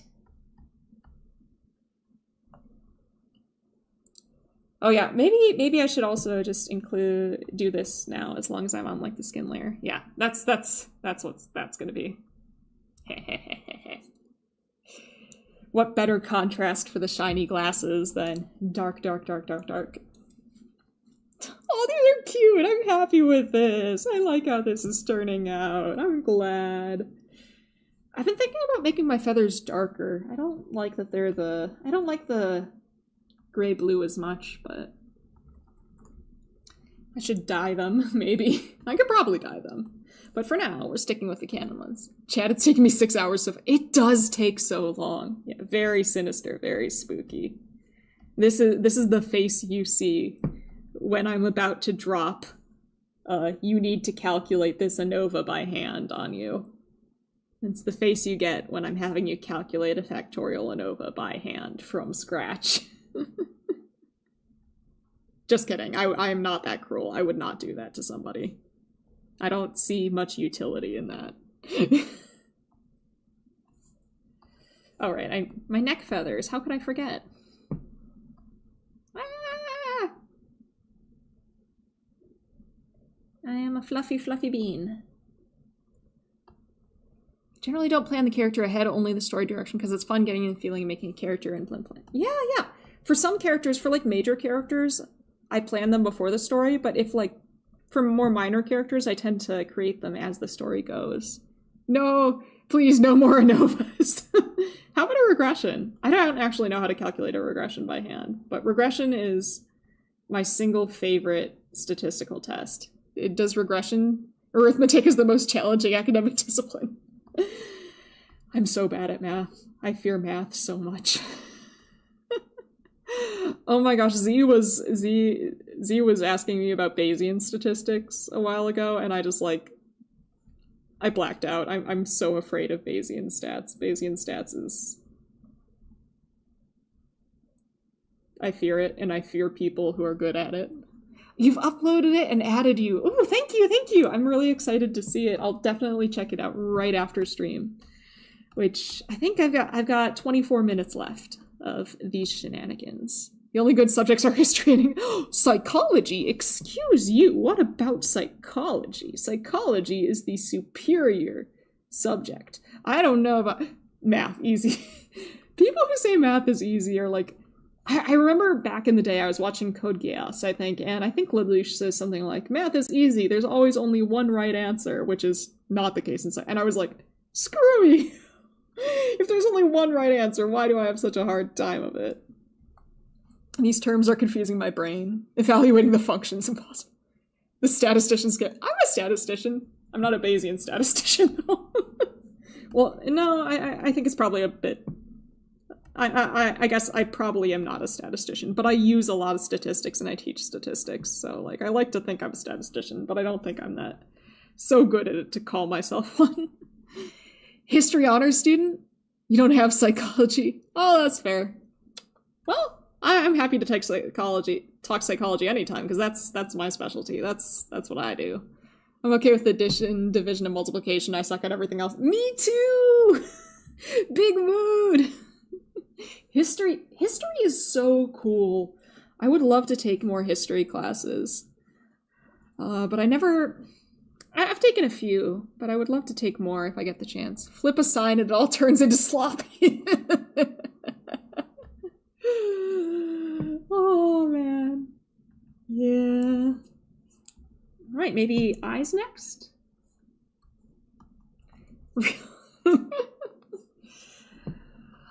I only hate exams, though. I'm actually a really good test taker, but also I'm highly anxious, so I understand the hating exams thing. Oh, my test... I was gonna say my test anxiety is real. No, my anxiety is real in general. Yeah, exams... I hate how stressful exams are, and I feel like that's also, like... Because exams are supposed to assess your knowledge. But, like, if you're so stressed out you can't focus, is it really assessing your knowledge? The problem is, like, for me, I don't know a way other than exams to test students' knowledge while also ensuring that, like, preventing them from cheating, you know? Like, does that make sense? It's hard. I'm a social psychologist. Totally happy to talk about my focus. Yeah. I'm a social psychologist. I do meta science, so science about science.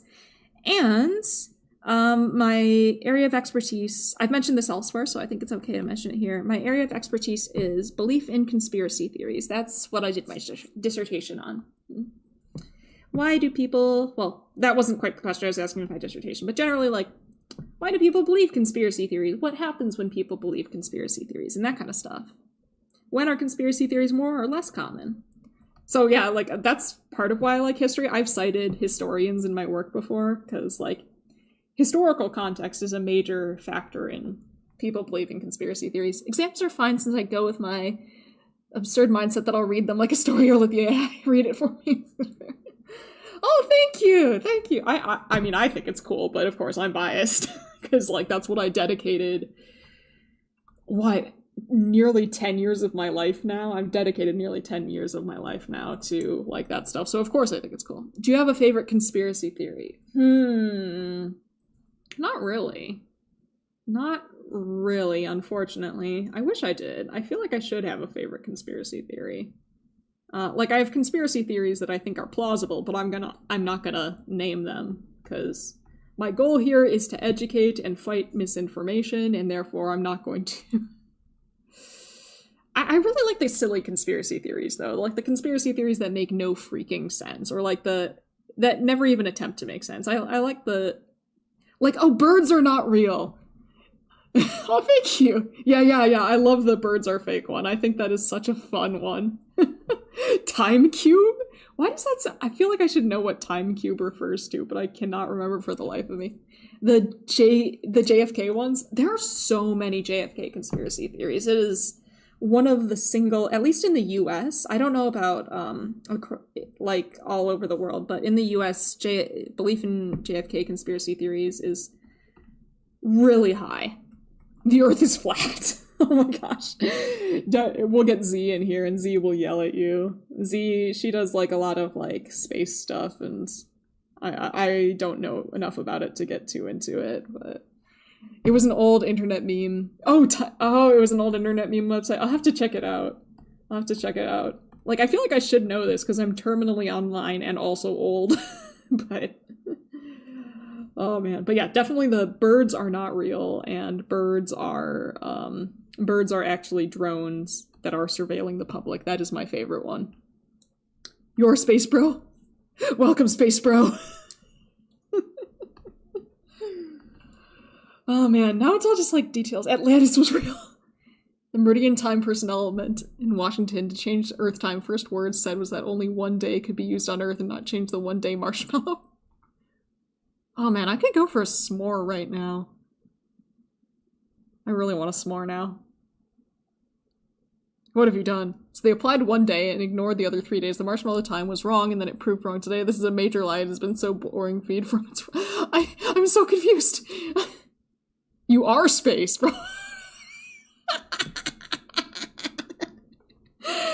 Oh, the comma. The dangerous, dangerous comma.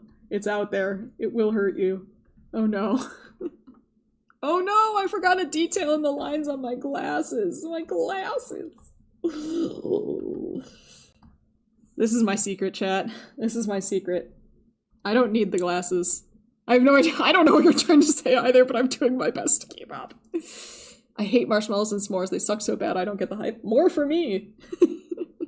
What in tarnation? I don't know. Yeah, the glasses aren't real, but the glasses make me feel smart, so that's why I have glasses. Maybe at the end of this I should pull out my live 2D model to show I actually... Let's eat grandma. Oh yeah. Or the bamboo eats shoots and leaves. She's actually Cat Noir. Yeti. I like making s'mores. Making s'mores is fun too. Oh man, I would love to roast some marshmallows over a fire. Then you can make me marshmallows. You can roast some marshmallows for me, right? You would roast some marshmallows for me. Right? Glasses are cool. Glasses are cool. Glasses are cool. I think glasses, like, are a really underrated fashion accessory. Like, I mean, of course, like, if you need them, they're also really good, but also, like, I think people don't give them enough credit for, like, how much they can complete a look. I say as somebody who doesn't understand fashion. You have glasses for blue light reduction, it makes you feel smart? Hell yeah. Hell yeah. I mean, it is smart to engage in blue light reduction, right? I think so. That makes sense. That makes sense to me. I make them golden, but I don't like eating it. Yeah, me too. I'm really proud of my ability to roast marshmallows golden brown. That is one of my skills that I will brag about on a regular basis.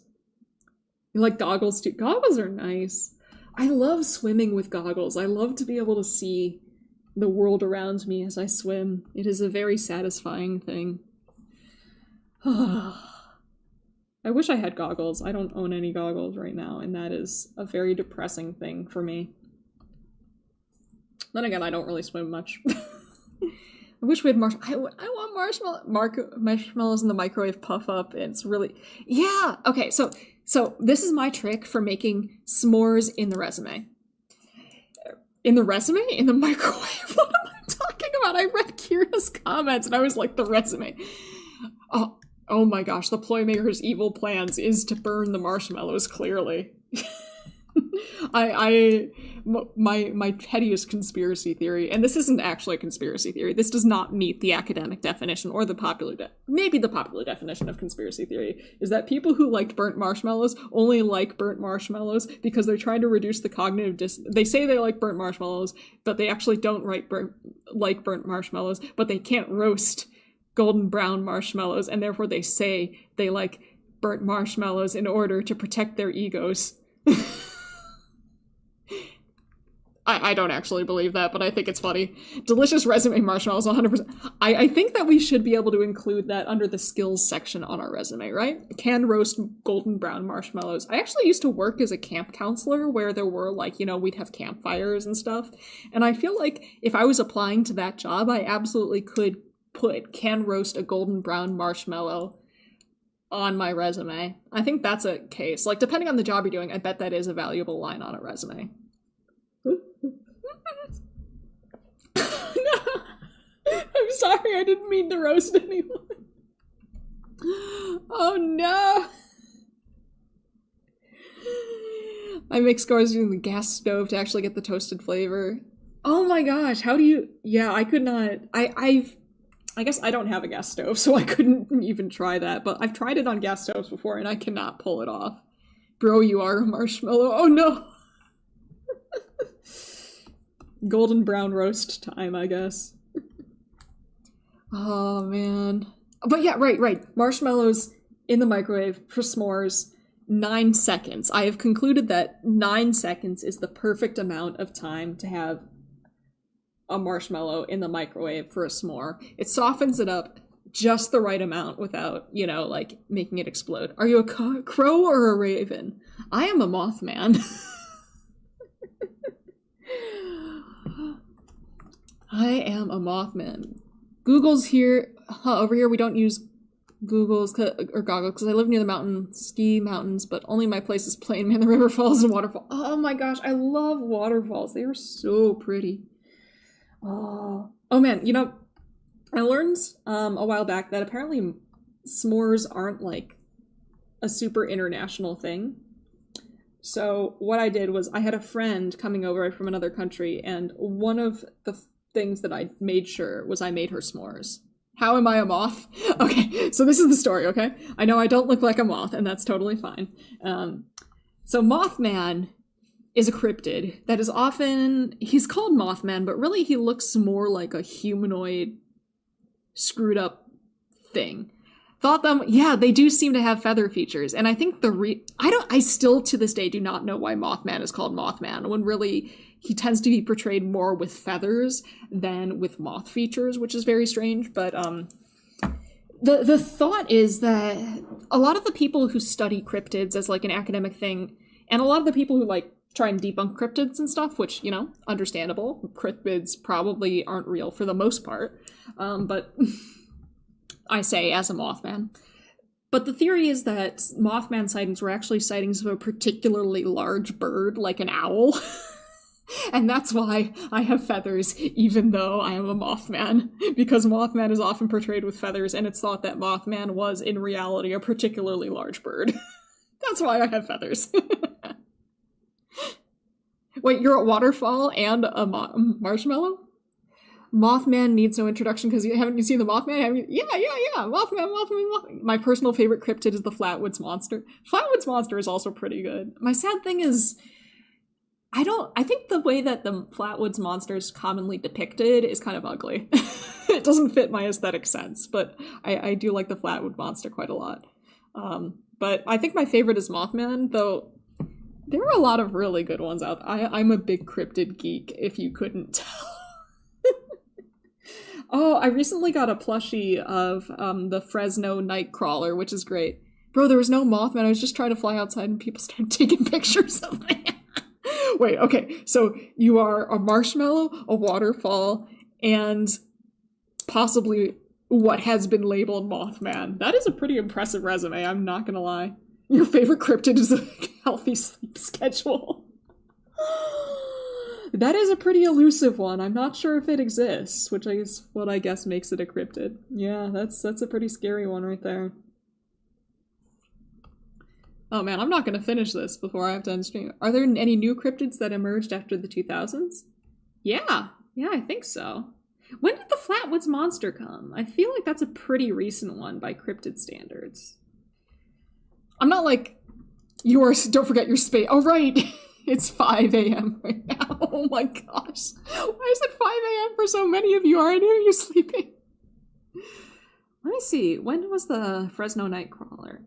I don't know if you could call Slenderman a cryptid, but the Fresno Nightcrawler was first sighted in 2007. So yeah, Fresno Nightcrawler was first sighted in 2007, so that's in the 2000s. Oh, yes. Loch Ness Monster fart. No, you're just a friend. Loch Ness Monster is a friend. Okay. I'm gonna start shading this stuff. We're not gonna be able to finish it, but you know, it is what it is. Flatwood was reported in 1952. Yeah, Flatwood's pretty old. Was Mothman in the 60s? I don't remember exactly when Mothman was sighted.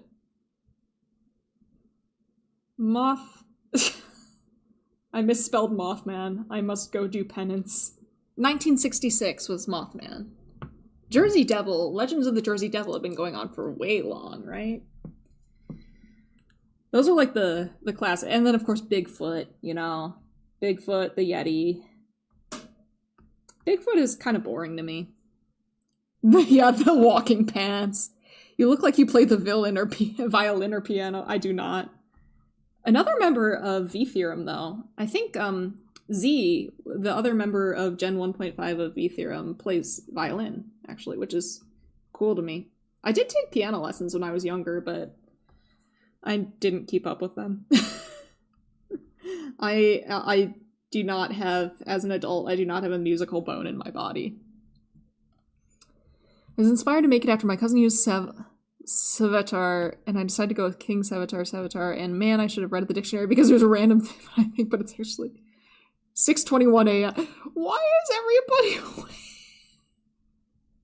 What cryptid would most likely take me on a mystical Studio Ghibli movie-esque adventure? I don't know. That's a great question. You know what? Actually, there's a lot of, like, large bird cryptids that are said to, you know, take, like, children away, like, steal them away, and I feel like they are the ones that would take you on an adventure. They'd isekai you by picking you up in their claws and take you away. And that's a whole genre of cryptid. There's, like, a bunch of, like, large bird cryptids, so I would say one of them. It's 8 p.m. Oh, thank goodness. Not all of you are, like, up at stupid o'clock in the morning. We all were attracted to the call of moth. Hell yeah. Bro's so quiet, bro's locked in. Oh no. Space Waterfall Mothman Marshmallow. I would wonder what that would even look like. That's my main question. What would that even look like? How would you even combine all of those things into one is my major question. Like that one balloon Pokemon. Yeah, like Drifloon. Drifloon? Take you away to the Firelink Shrine. Yeah. Oh, I don't even know what the Firelink Shrine is. I need to up my cultural knowledge. As Mother Moth has always said, Mylan, you are culturally deprived. You do not understand cultural references. And you know what? Mother Moth is correct. I'm very culturally deprived. I don't understand so many things. Accidentally put the stream on mute. Good. I was mildly panicking over here that my mic had accidentally cut out, because it has been known to do that, and it was doing that while I was testing things before stream. Dark Souls! I'm honestly not much of a gamer. Like, I play video games a hell of a lot, but I play, like, 5 video games. Which is kind of sad. I play, like, any video game I do play, I just get crazy into, and then I just don't play anything else. Like, if I play a video game, I gotta commit to it, because I know I'm gonna play nothing else other than the video game, so I don't pick them up that often. Let's use this. The start of the game, a giant crow picks you up and brings you... Nice! What are them? What video game? I play Minecraft a lot. I'm probably gonna play some Minecraft after this stream. And then I play the Pokemon games. I've played all the Pokemon games. I play some mobile games. I play Fate Grand Order. Done some videos on like psychology things brought up in Fate Grand Order. And I sometimes play Grand Blue Fantasy. Gartic Phone stream. That sounds like fun. I would love to do Gartic Phone. Total War. I'm not even sure if I've heard of... No, I have seen Total War. I've heard of Total War because I've heard of it in YouTube sponsorships. No, I don't play Total War. Never played Total War. I used to play Overwatch, and that's the closest to like a combat game I've played. Well, I guess, you know, Fate Grand Order and Grand Blue Fantasy kind of... Oh, Minecraft. Do I play any mods? I don't play Java, so there aren't many mods available to me because games on my PC make me motion sick. I would love to play Java. But I'm currently playing Minecraft because now there are more mods available for Bedrock on console. I've been playing a lot where I just create a random world and then use a random drops mod and then just go around breaking stuff just to see what everything drops. Fate, do I have a favorite servant? Marlin, that means Hal picked me up. I went. Pokemon, I haven't played Pokemon Mystery Dungeon. Do I have a favorite servant though? Yes, my favorite servant in Fate is Enkidu. I love Enkidu. I am a huge fan of Enkidu. Huge fan. Yes. Forever and ever. Fate Strange Fake is my favorite Fate. The Create mod is currently really big these days. Yeah, I've seen people play the Create mod. I watch a lot of Hermitcraft. And I know like they've done like a few of them have done spin-off series for like Create mod and stuff. It seems really fun. Oh man, I'm getting really hungry. Enkidu, I like... Nobunaga's great too. Nobu. The Skibbity Toilet. I referenced Skibbity Toilet in one of my lectures, just, like this semester, to give my students psychic damage, and it worked. It worked. Like I said, I have students, you know, I'm older, so just the very act of me mentioning Skibbity Toilet is enough to cause people psychic damage, and that is great. I delight in that. Oh, good times, good times. Oh yeah, I've only got 3 minutes left. I'm gonna keep drawing till stream goes, but yeah, I'm only gonna stream for 2 hours, and I'm getting really hungry. I didn't eat dinner yet, and it's getting kind of late over here, so I'm definitely gonna have to stop. And also, I don't want to miss Fi's stream. Fi's gonna be streaming after this. Artoria and Hokusai, I love... Oh my gosh, Hokusai is one of my units in FGO that gets a lot of use. I used to try and collect all the foreigners, but is Skibbity Toilet a cryptid? I don't think so. If I feel old, you must feel like a fossil. I don't feel like a fossil, because most of my coworkers are older than me, which that keeps me sane. Though I think I might be the oldest one in VTheorem. I think I might be. Which is a scary thought. But, you know, it is what it is. Too bad I'm Gen 1.5. I could get people calling me Senpai. That would be cool. I think I have to call Fi and everyone Senpai. I spent 6 hours on an animation. I have 15 seconds. That sounds like 2D anime. That sounds like a frame-by-frame animation, alright. Been there, done that. What's VTheorem? VTheorem is a group of educational VTubers. There is Fi the Neutrophil, who does biology, who's going to be streaming in 1 minute. He's going to start streaming in 1 minute. I better wrap this up fast because I want to go see that. He does biology content. He specializes in microbiology and cell biology. Then there is Saidere, who's also a psychologist. That's what I do. I do psychology. There's Nep, who does like botany and stuff, like planty things. I don't know as much about what Nep does, but she does some really cool stuff. Oh wait, you said, oh shoot, my VTuber model. Right. Let me show my VTuber model. Let me get that together before I have to go. Yeah, Nep, Saidere is the other psychologist, and then the fifth one is Z. Z does physics and stuff. Sounds like I gotta study biology. Oh god. Okay. Where am I? Am I showing up? I'm here. Oh, I'm gonna hide my little... No, that's not how I hide it. Hi! Oh, gosh. Hi. Here's my VTuber model. Here I am. Hello. Hello, hello. Also, would you like to keep in contact? What's your Discord? Oh, I don't currently have a Discord right now, unfortunately. But yeah, thank you all for 10 seconds before I rush out the door to exactly. Here I am for 10 seconds. 10 seconds surely isn't long enough for my... Where are my glasses? I want to put on my glasses. There we go. Yeah, that's not enough for my computer to overheat things. Oh, thank you so much. I made this one myself, so I'm really happy with it. I'm really proud of it. It is a full body. For like 10 seconds before, yeah, Fi's stream will be starting. He puts on a loading screen, right? He puts on a loading screen for like 5 minutes before he actually starts the stream. So I can, am I visible? I need to pull up OBS so I can see what I'm doing. I want to see if I'm, oh, now I can see my freaking thing that I had lost. Oh, I'm not fully visible. Come, we must go higher. We must go higher. Hello! Hello, it is full body. This is me. It's good to see you all. Yeah, I do. I've got toggles. I can cross my arms. I can make my face all scary. I guess I should zoom back in for this probably.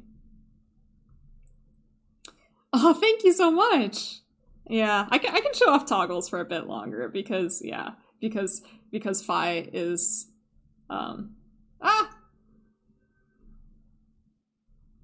Fi's working. Fi's still getting ready. There we go. Let's see. I do have crow feet. Thank you. Full body. Who made it? I made it. I made it myself.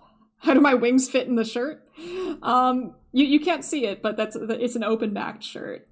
And I'm hiding my wings for now. One day I'll be able to show off my wings, but I can't for now. I can take my glasses on and off. Oh, I'm getting cut off.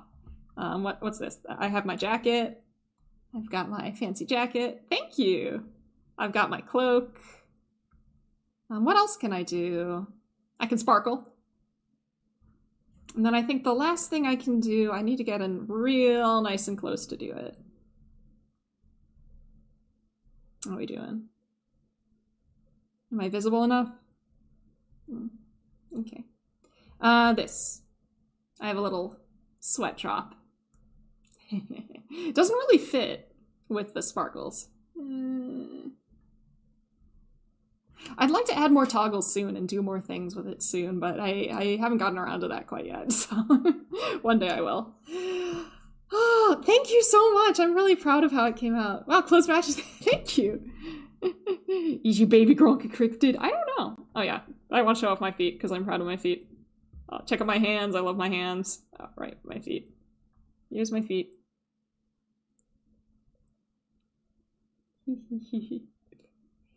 Okay, right. I should let it be so that Fi will have his stream. Fi's got his stream, so we gotta let Fi do his stream. Oh, that cut off some of my feet. Oh well, it is what it is, right? It is what it is. Okay. Right. Thank you all very much for coming. Hopefully I'll see you another time. Oh, thank you. Yeah. Anyway, right. Thank you all very much for coming. I had a lot of fun. We got a lot done, and hopefully I'll see you next stream. Thank you very much. Thank you. I worked hard on this, so I'm gonna give myself a 2.0 brush up at some point. But yeah, anyway, okay, right. Thank you all for coming. Bye everyone. Take care, and I hope that you have a great day. Have a great weekend. Make sure to get some rest somewhere in there. Bye. Oh, where do I? Here. All right. Bye. Have a great day. Take care.